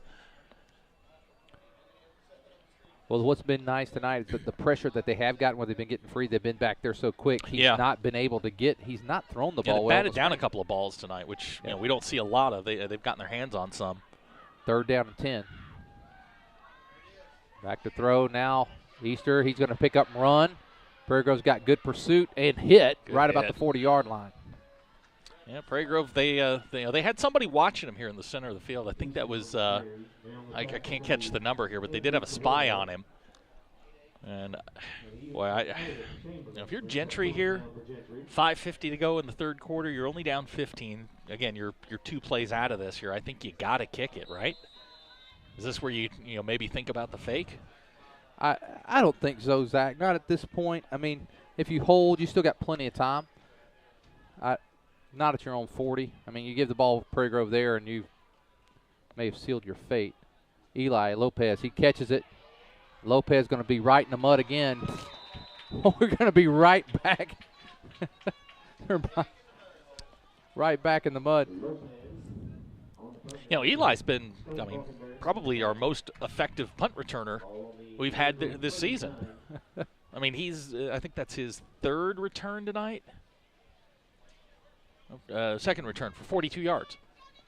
And we had a really nice return earlier. That one, he got probably 10 yards on that return. 1st down and 10 for the Tigers from the eye.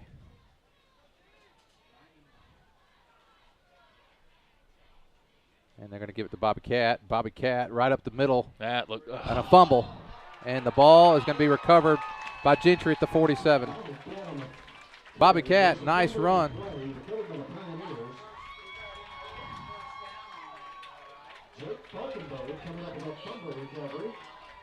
Jake Falkenberry, the other Falkenberry, he gets it. We got Falkenberries all over here tonight, Zach. Yeah, there's a Falkenberry at every turn right now. That's Prairie Grove's 3rd turnover of the night. 2 interceptions and a fumble. We had the only if my math is correct, they are now -10 in turnover margin. That's something they've thrived on the last couple of years. Now Prairie Grove, they were ready for this. And, wow, Cripps that Eli? was hit. Yeah. Eli Lopez gets him for about a 3-yard loss there. Yeah, Eli's not having That is any of probably that. the quickest Cripps has gone down tonight right there. Yeah, he's like I said earlier, he can make you miss in a phone booth. Been real shifty tonight, but 4:55 to go here in the 3rd quarter. Prairie Grove up 22-7.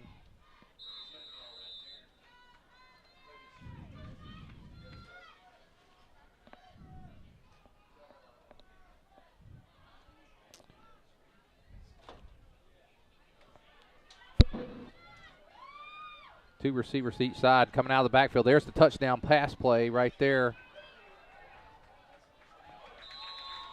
That was the play they scored earlier on. Cole McClellan. I believe that was Cole McClellan, and I can't get the number of the other one here. And Zach Downey on the tackle. It's going to be 3rd down and 7. That was John Brown. That was the same play they scored on, and it's just a halfback out in the flat, and if you're Gentry, you just hope nobody picks him up. Now this time, Zach, with the success that they've had on defense, this may be a time you think about. I absolutely think you're right. I think you're 3rd and 7 here. I think this is 2-down territory. You want to get 5 or 6 out of this if you can. Obviously, if you can get the 1st down, great, but you got to be thinking 2 downs here. And now back to pass. Throws it all the way across field. Nice. Oh, nice play, Eli. Eli Lopez got a hand on it. He's open. You put a little bit more air under that. That's a big gain, but Eli, great play. Good job by Eli Lopez to break it up. And I think you're right. I think you got to go here. I think that was Brown. John Brown almost got his hand. He almost still caught it even with Eli. Yeah, I mean, the field's not helping things. The middle of the field is a mess, and guys you're starting to see guys slip. I wouldn't be surprised how slippery the ball was when Bobby fumbled it a while ago as well. Well, it's 4th down. Oh, and they move. I think they were trying to get Prairie Grove to jump, and instead the Gentry Pioneers move, and that's going to back them up for 5. And now I think you got to kick it.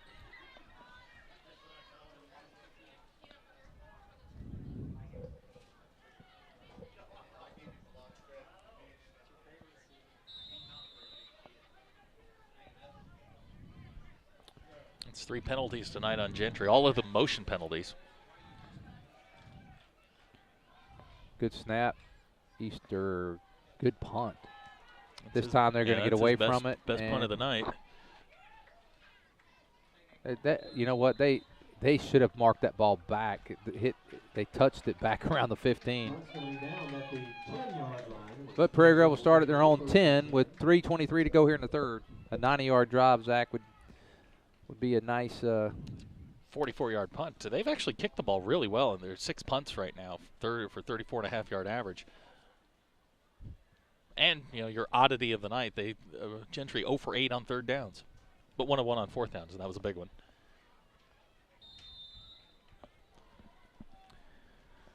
First down and 10 for Prairie Grove. Ball at their, they did move it back, Zach. They moved it to the 13. I thought that they touched it before then. Now they're from the I formation again.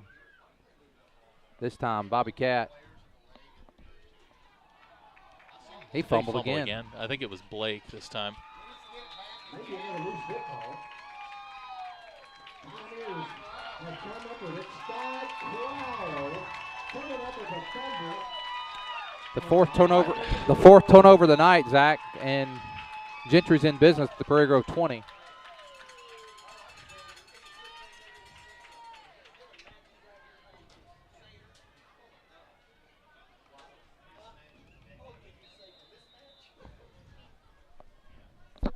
I just you don't know what to say anymore. I mean, it's getting to the point where you're kind of I'm gripping the desk every time they run the ball.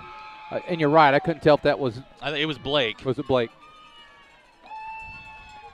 Their numbers are totally. I couldn't even see the shoes that time, Zach.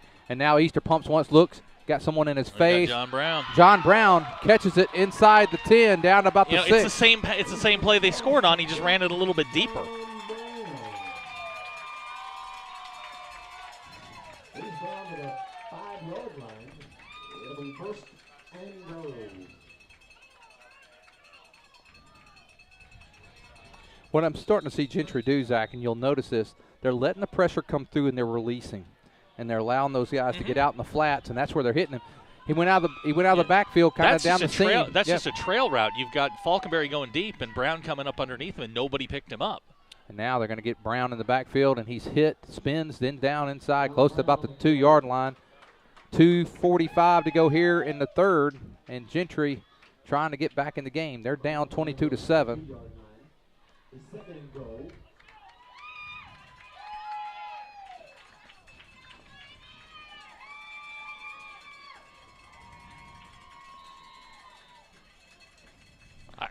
If they can punch it in here, going into the 4th quarter, they have to add. I mean, this is better than they could have hoped for. Well, you got to look at the yardage here tonight, Zach. I mean, Prairie Grove. It's a lot to a little, that's for sure. It's 342 to 151. Now the pass again. Oh, good hit. Good hit.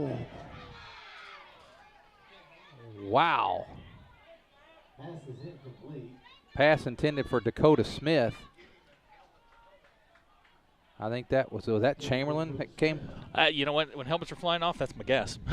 That's where I would go.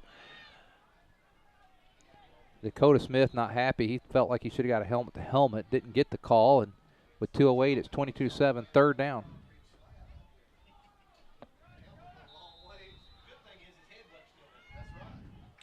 Third and goal for Gentry. The ball's at the Prairie Grove 3-yard line.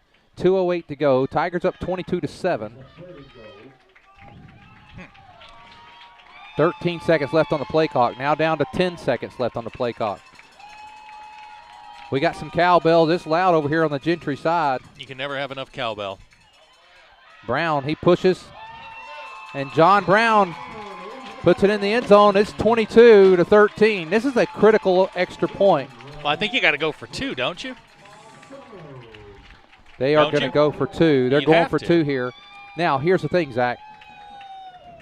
The reason I don't go for 2 here is because now you're putting yourself down two scores if you go for 1 here. Well, here's the idea. Where's John Brown? He's been the most devastating player that Gentry's had. You got to find him. Well, it's 22-13. This is critical because if they make it, of course they're within a touchdown. If they miss it, then you're still down 2 scores. Critical. Here's the extra point. Nobody there to fake it to. He's in trouble. He gets away and knocked away. So Prairie Grove benefits from their 2-point conversion miss, and the Tigers still up by 9. That's 2 scores with 2:02 to go here in the third. Prairie Grove's got to hang on to the ball this time, hopefully. Yeah, back-to-back turnovers. Gentry punches one in here, and I think with 2:02 to go, if you told the Gentry coaching staff, hey, it's going to be a 9-point game with 2:02 to go in the third quarter, they'd take that all day long. I mean, the turnovers are killing them. It's not just this week; it's last week. The week before. Zach, what is the total yard count? 342 to 154. So literally more than doubled the yards, but quadruple the turnovers. Yeah, they've just been shooting themselves in the foot all night. It's at some point they got to get out of their own way. I mean, we've got 3 empty trips to the red zone, 2 of them inside the 10, 4 turnovers. And well, here's the thing, Zach. Hopefully, we can get out of this mud. Yeah. We'll get in the fourth quarter. We'll be on the other side of the field.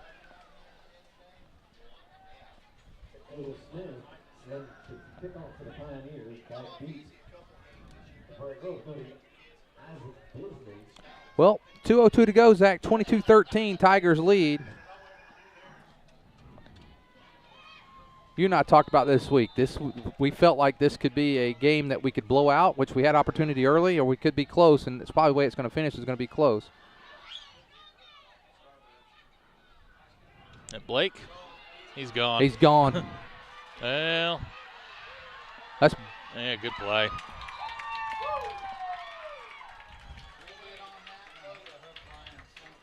Well, down to the 35, Blake Falk on that carry. Blake gets it down to the Gentry 35, and a much needed run there. Yeah, just a nice, nice thing to stem the tide a little bit, but now you got to do something with it.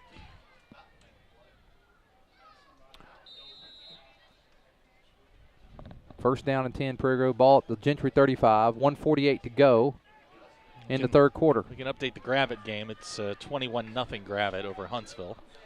Gravett sitting right now with 2 losses. I mean, there's us, Gravett, and Gentry all with 2 losses in the conference, and tonight's going to separate these 2 teams one way or the other. We're going to go to the fourth quarter. Prairie Grove's calling a timeout. Well, let's take this timeout with them with 1:47 to go. Tigers leading 22-13. Carmart of Northwest Arkansas. Come on down and see why Carmart continues to earn the repeat business with so many customers. Prairie Grove All Sports Booster Club represents our kids' sporting events grades K through 12. Like us on Facebook and follow us at Prairie Grove Tigers. If you'd be interested in helping out the sports teams with a monetary donation, please visit their website at pgboosterclub.com.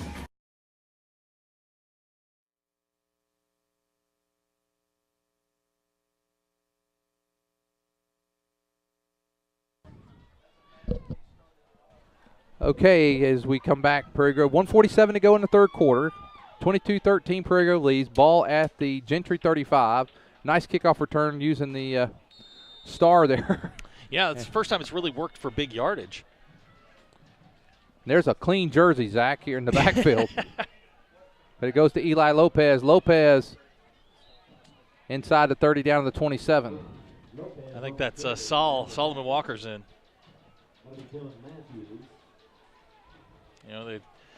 Is that number 5? I think that's number 6. 7. The clean jersey in the backfield, that's 7. Yeah, that's 7. Oh, no, I was looking out here in the slot. That's okay. Yeah, clean jerseys are a welcome sight now. No, I was looking at the one in the slot, which is wow. There's a flag too. I think Prairie Grove's might also get hit with a hold.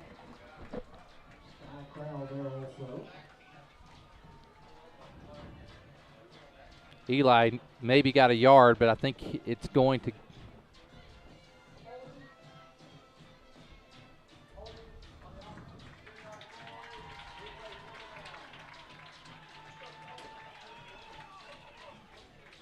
They're going to mark it back, really almost back to the original line of scrimmage.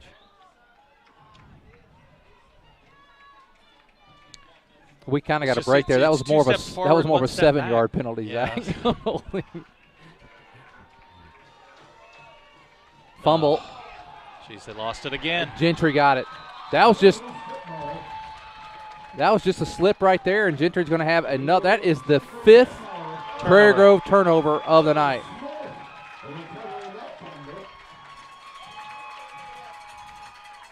The 5th Prairie Grove turnover, and that was just a bobbled snap, unable to handle that. Not a snap, but as he was trying to develop the play.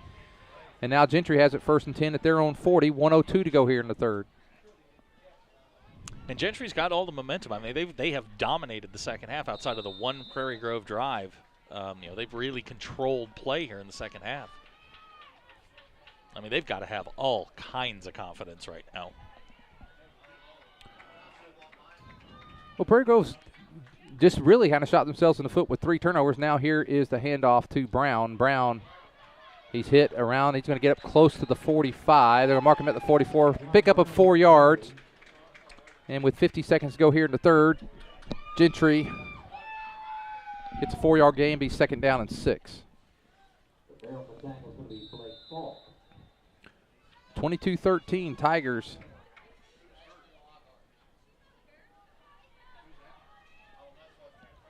Coming up at the end of the game, we'll have our Everett Chevrolet player of the game. And now here is second give, and the tackle. He's just hard to bring down.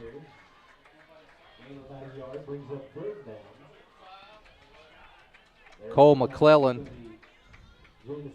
gets Brown at about the 47. It's going to bring up 3rd down, long 3rd and 4, and that's. I think we're going to get, I think there's some talking going on.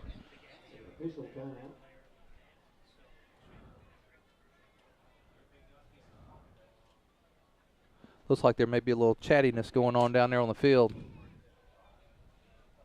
And with 5.8 seconds to go, they'll probably let the clock run on down.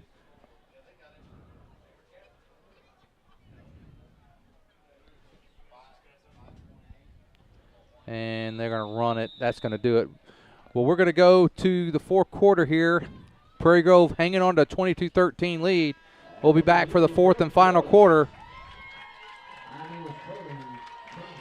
after these messages.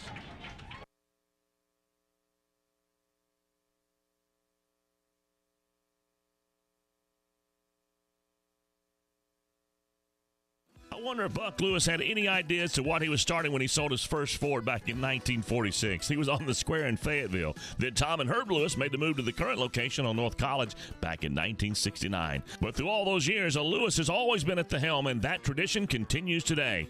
It's that kind of family value and heritage that makes Lewis Automotive the place to buy your next vehicle. Be it a Ford, Dodge, Chrysler, Ram, or Jeep, new or used, you can still find a Lewis standing behind every single deal. Award-winning service, 6 locations and over 1,000 vehicles. It's amazing. A lot has changed, but the Lewis heritage and tradition continues. Lewis Automotive, proudly serving Northwest Arkansas since 1946.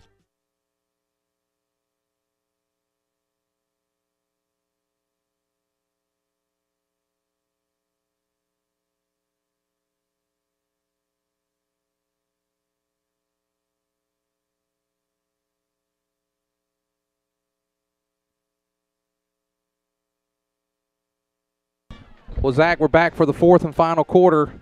Tigers I wouldn't say they've done a lot of bad things other than just fumble. Well, 3 fumbles, 2 interceptions, penalties at just critical times, and just no edge to the game whatsoever. Third down and let's call it 3rd down 5. And there is Cribbs. He's not going to get it. Much. It's 4th down. Now the question is, if you're Gentry, do you go? Look, I mean, the way that the Prairie Grove's putting it on the ground, I don't see why you wouldn't try. I'm not sure I think they were thinking 2 downs there. I don't know why you'd run a jet sweep on a 3rd and long like that, especially the way Prairie Grove's been blitzing. On the fumble, Zach, this is what I'm going to attribute to. I really believe that it is very slippery out there because we can see them slipping. I just think the ball's very slippery tonight because, we've had our share of turnovers this year, but this is unusual. Well, they put it on the ground 5 times last week. So now Lost 3 of punting. them. Now So punting is Easter. They've got to have a fake in here at some point. Not this time. It was time. there. Prairie Grove, no one back. And now they're going to stop it around the 23. So Prairie Grove will start there. 1st down and 10. 11:04 to go. 23-yard line. The Tiger ball. 1st and 10.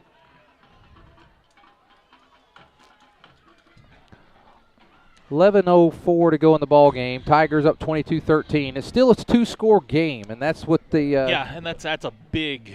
I mean, that's a big deal for Prairie Grove right now. Is the 2 scores. While I'm not always a big fan of the going for 2, it's kind of played out well for us. Yeah, this it's worked time. out. I mean, it's worked out to this point, but Prairie Grove's got to hang on to the ball. A big play would be helpful here, and here is the Tigers, and there is Bobby Cat, and Bobby Cat's going to go. Oh, Bobby put a little punishment at the end of that one. Bobby Cat gets up to the 33. Did you see him put a little? Yeah. He went after a little contact. Walter Payton forearm. Oh, they're going to knock him out. They're going to say he was out of bounds. About an 8-yard gain. 10:57 to go in the game. Need to run a little clock here. Get this clock down. I can officially tell you Bobby's got a career high tonight. 10 carries, 153 yards, 3 scores. Averaging 15 yards a carry. Did have the 1 turnover, but he's not alone in that department tonight. But he has run the ball well.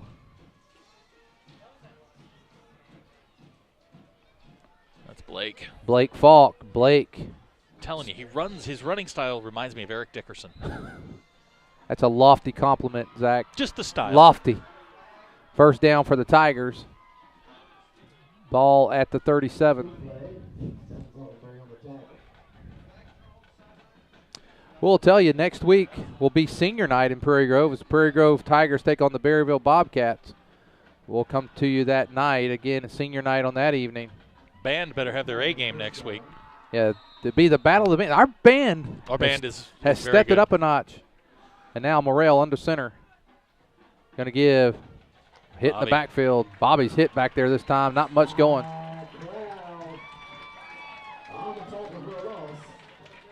Nice play that time by the Gentry Pioneers. Going to be about a yard loss on the play. 10:30 to go in the ball game. Tigers up 22-13.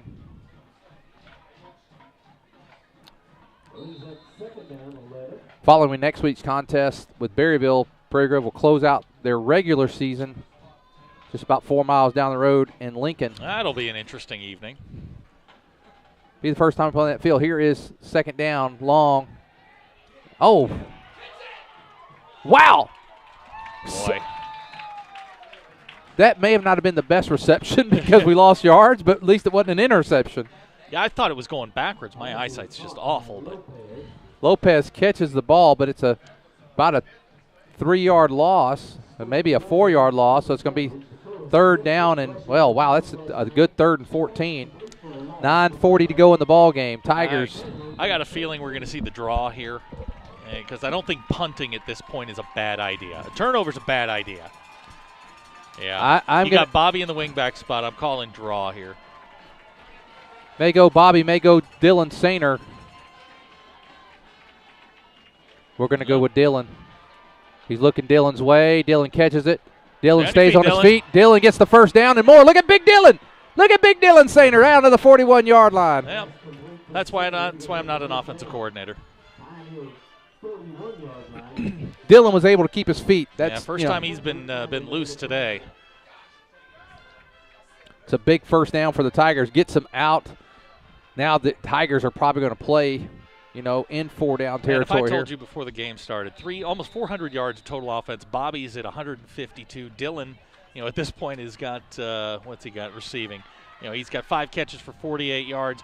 You'd think this game was 50-0, but 5 turnovers have just have kept Gentry in the game.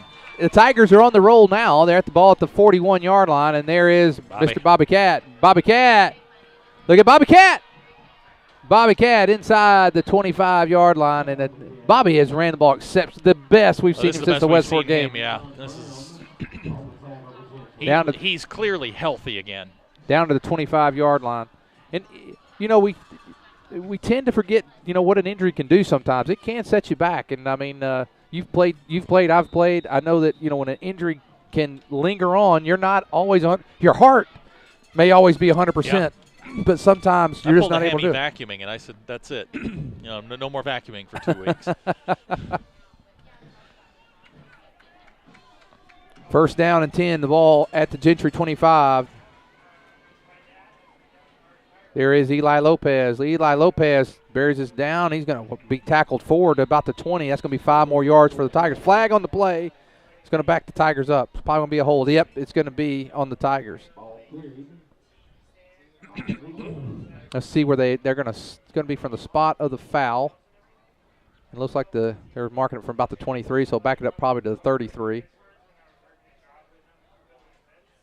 Was it a hold?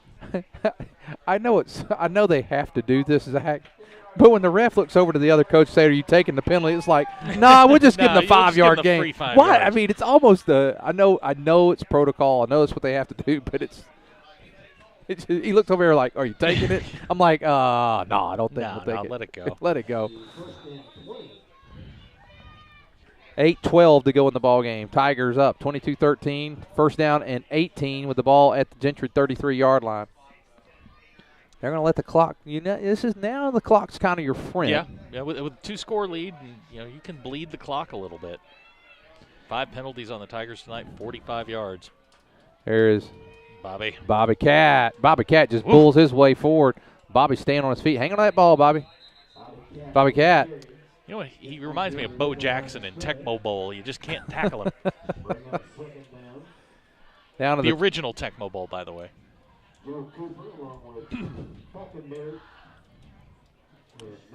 Bobby, 177 on the night. To your earlier Foghat comment, Foghat, Ted Nugent, REO Speedwagon, and Hart all on the same night. Second down. Wow. And 8 to go for the Tigers. And now Morrell back to pass. Oh, my gosh. Dylan was so wide open. Look at that. He's going to get down back to the 20. That was Bobby Cat again. Bobby. Dylan on the corner route was wide open.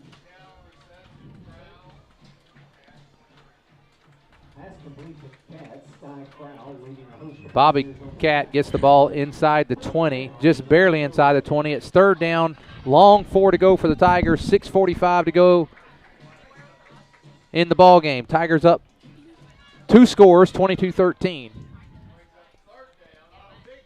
If they score and get a 2-point conversion here, that would lock it up. That'd be 3, need 3, but we got to get it in the end zone first. Third down from the 20. Here is Morrell back to throw again. They must have saw what you saw, Zach. Was a push there, and they're going to get that. Really, the ball was not problem. I mean, I'm going to give Gentry a little bit there. They're going to call it. We get a break there, Zach, I think. Yeah, we do. I think we're going to get a break on that one. We'll take it. It'll be 15 yards. There'll be a half the distance of the goal there. That was Disney on the intended receiver there. Coach Little not happy with that. Yeah, it's a little ticky-tack, but, hey, like you said, we'll take it. We'll take that one. It's going to get first to goal at the 10. If my count is correct, 4th or 5th time down here tonight, Zach, inside the 10. Yeah, it'd be nice to just punch one of these things in here, get the 2-score lead. And Right at the 10-yard line, there is Eli Lopez. Boy. He's stuffed. Zach Ellis, he's been a force in there. He really has, and it just it hasn't been necessarily tackles. He's just hard to move around. We're halfway through the fourth quarter, under 6 minutes to go now, Zach. 22-13, Tigers trying to hang on, move to 3-2 in the conference. Now here is the give. And that is Sam Dodd. Sam Touchdown. Mayday Dodd. Give him 6, and Mayday takes it in 28-13. The Tigers. Everybody exhale. This right here, Zach, could probably put the nail in the coffin. Yeah. Now, a miss, and you're still It's still a two-score game. Yeah. They're bringing Elliott in. I got a feeling it's going to be the fake dive, and they're going to run the slant like they did the last time. I know where I would go. Where would you go? Mr. Bobby Cat. You think so? Why 13 not? carries, 177 yards? If he doesn't make it, we don't deserve to make it. Well, they're going to There give it to goes him just Bobby like you Cat, said. and Bobby Cat gets it in there, give him 2, and it's now 30-13. Zach with a 3-touchdown lead or 3-score lead. Now that's going to really put some pressure on. Puts Gentry in a bit of a bind here, but again with 5.5 minutes to go, if you can get a big play and get a quick score here, you put the pressure back on Prairie Grove. Yeah, another touchdown sponsored by PG Telco. And Zach, we're going to stay with this one this time. We're not going to go to commercial. If you think back to Gentry when they scored last time and they went for 2. Think about it now. If they had only done the 1, you're still only 2 scores down. Yep, you're right. That was a big. Now you're chasing the. You're chasing the point. Tigers tonight, 420 yards of total offense, 105 through the air, 315 on the ground. Bobby leading the way, 177 yards, 3 touchdowns. If you look at them statistically and you kind of white out the turnover number, the Tigers have been pretty good. And Ryan, 10 out of 17 for 105 yards, but it's the 2 interceptions which have really killed some drives. Well, I think tonight is that we've been somewhat disappointed with the turnovers. But what I can say, Zach, is in spite of all that, we're up 17 points, and in spite of all that, the young men have stepped up and did what they've needed to do to kind of now in a position to. They've almost, I won't say they put it away because stranger things have happened, but they're in a really good position now. Boy, this place looks like going in slow motion. Yeah, the whole thing was in slow motion from the start. They're going to take it now. Gentry gets their chance to play in the mud. They'll start it at their own 35.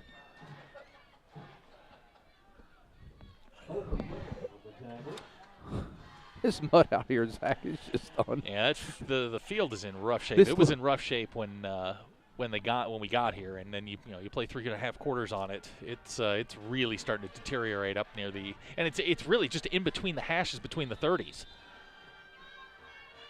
Now Gentry will have to speed things up quite a bit.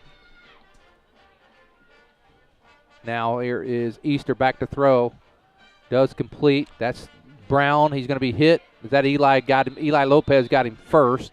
That's a good throw. That throw is on a line. If they don't make the tackle right away or make contact, I think he's got a few yards there. It's gonna, as a result, because of the quick, response, it's just a 2-yard gain. 2-yard gain. That's the play. They've been coming out of the backfield. They've been successful with that tonight. Scored a touchdown on it, but not this time. If you're Prairie Grove, you'll give them all the 2-yard gains they want. All day long. All day long. With 4:54 to go in the ball game, Tigers leading 30-13. And now Easter, he's going to hand the ball off and going to pick up about 5. Several of the Tigers in there tackle. Zach, I'm not sure if you're trying to win this game, what you're going to gain by trying to run the ball now. You got to go faster and you got to go down the field here, but that's why you and I have headsets that's exactly on, right. and that's why we play we're not walking beside the field. 3rd down and 6.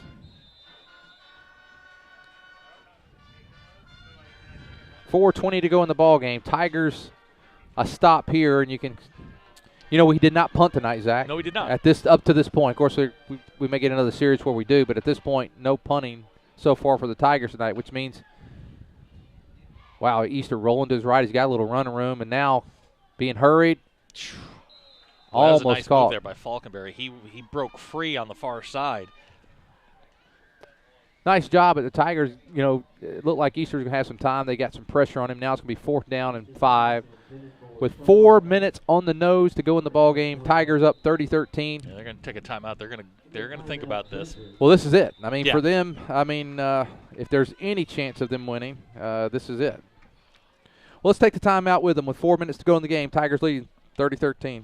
Love God, love others, and serve others. The simple motto of Prairie Grove Christian Church. Whether it's supporting missionaries in Japan or on the Ivory Coast of Africa or doing mission work in Guatemala or building homes in Mississippi or Alabama or the fun for the entire family of Upward Basketball, you'll find the members seeking to show our love for God through our love for our neighbors. If you're looking for a church home, we invite you to experience PGCC firsthand. We have convenient service times with services on Sunday at 9 and 10:30. And trust us, we have plenty of activities for the kids. Prairie Grove Christian Church, serving Western Washington County and beyond. Love God, love others, and serve others. Prairie Grove Christian Church.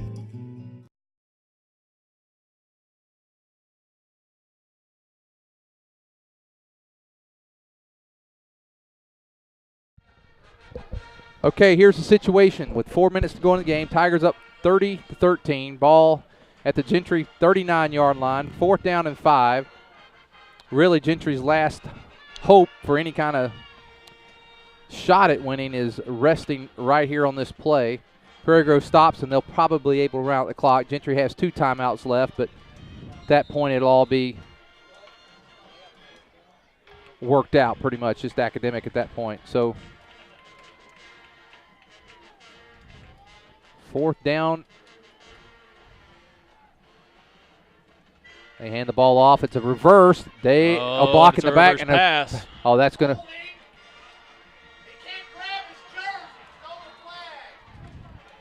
Well, the pass is going to be incomplete. You know, there was a couple. I heard the Gentry guys over there upset with it, but there was also a nice block in the back in the backfield. So it all worked out. 4th and 5. Maybe on the 3rd down you set that up. And it's just a low-risk play.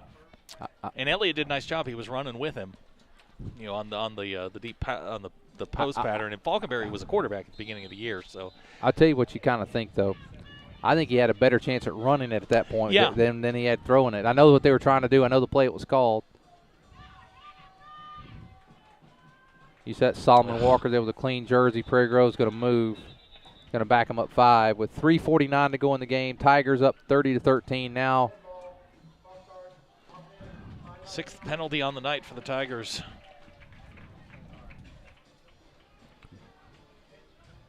Yeah, it's nice to see a nice clean jersey out there. Even with the clean jersey, we can't see it. It's just Miss Absher would know you're watching. Kay, you've got to talk to him. Anything you can do? Is there anything you can do to get some kind of black lining around those numbers? There is Solomon on the carry. Not much going there. He's going to be knocked back to no gain on the play. Well, they're going to looks like if this guy here spotted him, he gained a yard. I don't know if he saw the same play I did, Zach. But yeah, he's a yard in front of where they're actually going to spot it. So that ought to tell you something. Now the timeout here. Prairie Grove's calling timeout. Well, let's take the timeout with them. 3:28 to go, Tigers. Looking for free checking that isn't free of extras? It's as easy as finding your nearest Arvest bank. Our free blue checking comes with lots of features, including free online and mobile banking, and the ability to deposit a check just by taking a picture of it with your smartphone. And since it's from Arvest, you'll have the freedom of more than 240 locations and 7-to-7 banking. You shouldn't have to pay for convenience. Switch to free blue checking from Arvest Bank.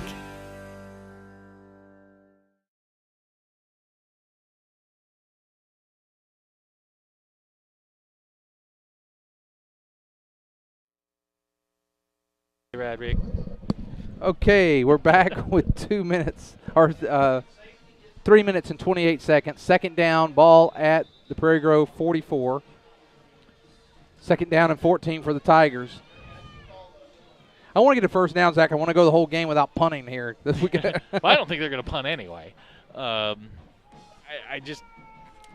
mean, and they've been so successful running the sweep tonight. I just keep running it till they stop you.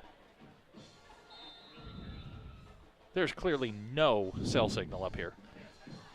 None whatsoever. Second down. I'm going to leave that alone. Second down and 14.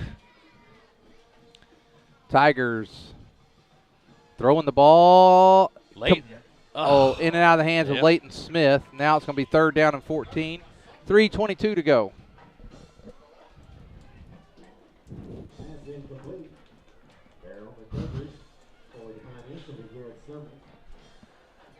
Yeah, it's like a timeout there, an incomplete pass. Yep, third down and 14 to go. Tigers 3-score lead. Again, we'll remind you next week was senior night. It'll be the last time these young – well, actually it won't. I think if we end up third seed, we actually have a home game we do. to start it off. After the play, I'll tell you kind of what the scenario is.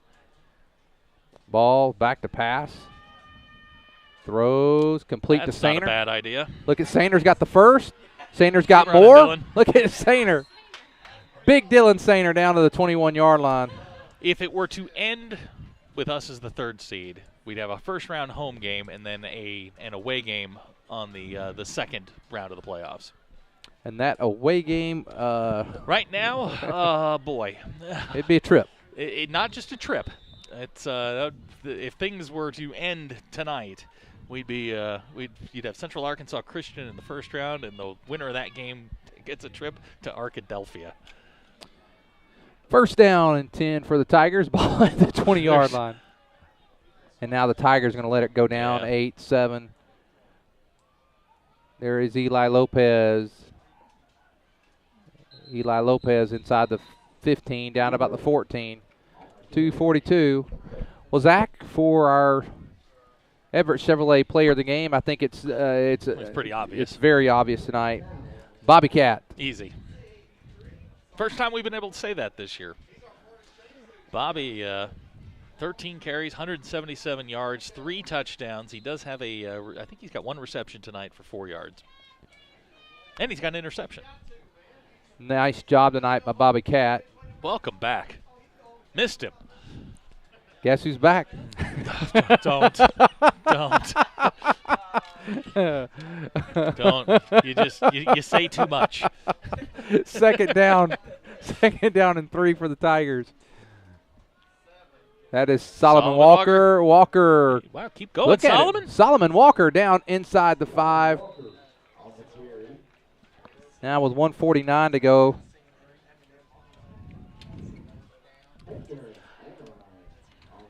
And just keep in mind, point differential is I'm not the only one that knows a little Slim Shady back here. Man, stop. All of you, stop. Just keep in mind that point differential is one of the tiebreakers. So it is important to, it's down the list, but it's a tie. It's one of the tiebreakers. At this point, Zach, anyone that we would be tied with probably would be Gentry or Gravett, and both of those teams we defeated, so that would be the first tiebreaker. Now Prairie Grove's going to take a knee. Very classy move by Coach Absher. So Coach Absher's telling really essentially Coach Little here, hey, you don't call timeouts, I'm going to just take a knee and not run the score up. And I think that's what's going to happen.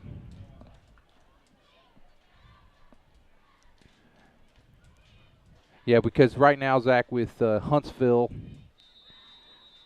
with our last 2 opponents, which would be Berryville and Lincoln, I think they have too many losses now to even for us to tie. It is even for Gentry. It's important. It's important. Oh yeah, I forgot about that. It could work out that way for them. Of course, they would probably be tied with Gravett, which they'll play head to head. Yep, that game. I think it's next week, maybe. Prairie Grove's going to take a knee. If they take enough time, that may be the last play, or they may have to take one more knee here. If they'll wait another 4 seconds to start it, and that's what they're doing. Now they're going to let it go. Okay. He did that on purpose. That's going to do it. So, again, our Everett Chevrolet player of the game, Bobby Cat. Bobby Cat with his career high tonight. 177 yards. Bobby, he's had some big nights in the past. This is by far his biggest. And he started off right off the beginning of the bat. Great run to start the game. Tigers overcome 5 turnovers for a 17-point win. Hats off to those young men. They fought hard. They fought through some adversity tonight. And tip your hats to them. And I'm going to tip my hat to the Gentry Pioneers tonight. They stopped Prairie Grove several times in the red zone and kept themselves alive, made a ball game out of it really till the last 5 minutes. 8 minutes to go in the fourth quarter. They're in this game with the ball and a chance to cut it to one score. And you hate to say it, but if you take out the 5 turnovers, Prairie Grove probably wins this game by 35 points. Oh yeah, no doubt about it. But it's been a problem that's plagued them all year long, and it's just one of those things they're going to have to work through. It's kind of like the yips in golf. You're just going to have to work through it. Well, let's thank again our East Lab students, Miles Lowe's, Christian Dowdy, Ethan Sam, Steve Vickery, Jacob Coyle, and, of course, our East Lab teacher, Melissa Burton, who was here with us tonight.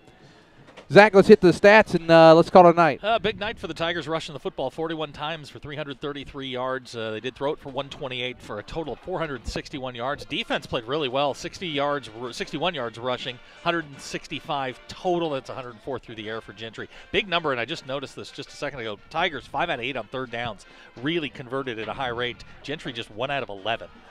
And, again, the 5 turnovers are something that Prairie Grove's going to have to address this week and try and get that straightened out. But, overall, 30-13, you can't be all that upset. You snap a 2-game losing streak. You go to 3-2 in the conference and get ready for Berryville next week. And we held Gentry to what total yards tonight? 160, what was it, 165. 165. Well, that's going to do it for tonight. Again, for our East Lab students. For Zach Arns, again, our Everett Chevrolet play of the game. Bobby Cat, I'm Lynn Gregson. We'll see you next week for senior night from Prairie Grove against the Berryville Bobcats. Thank you and have a great night. If you're looking for America's most dependable, long-running, full-size truck, then you're looking for the Chevy Silverado, and you'll find a fantastic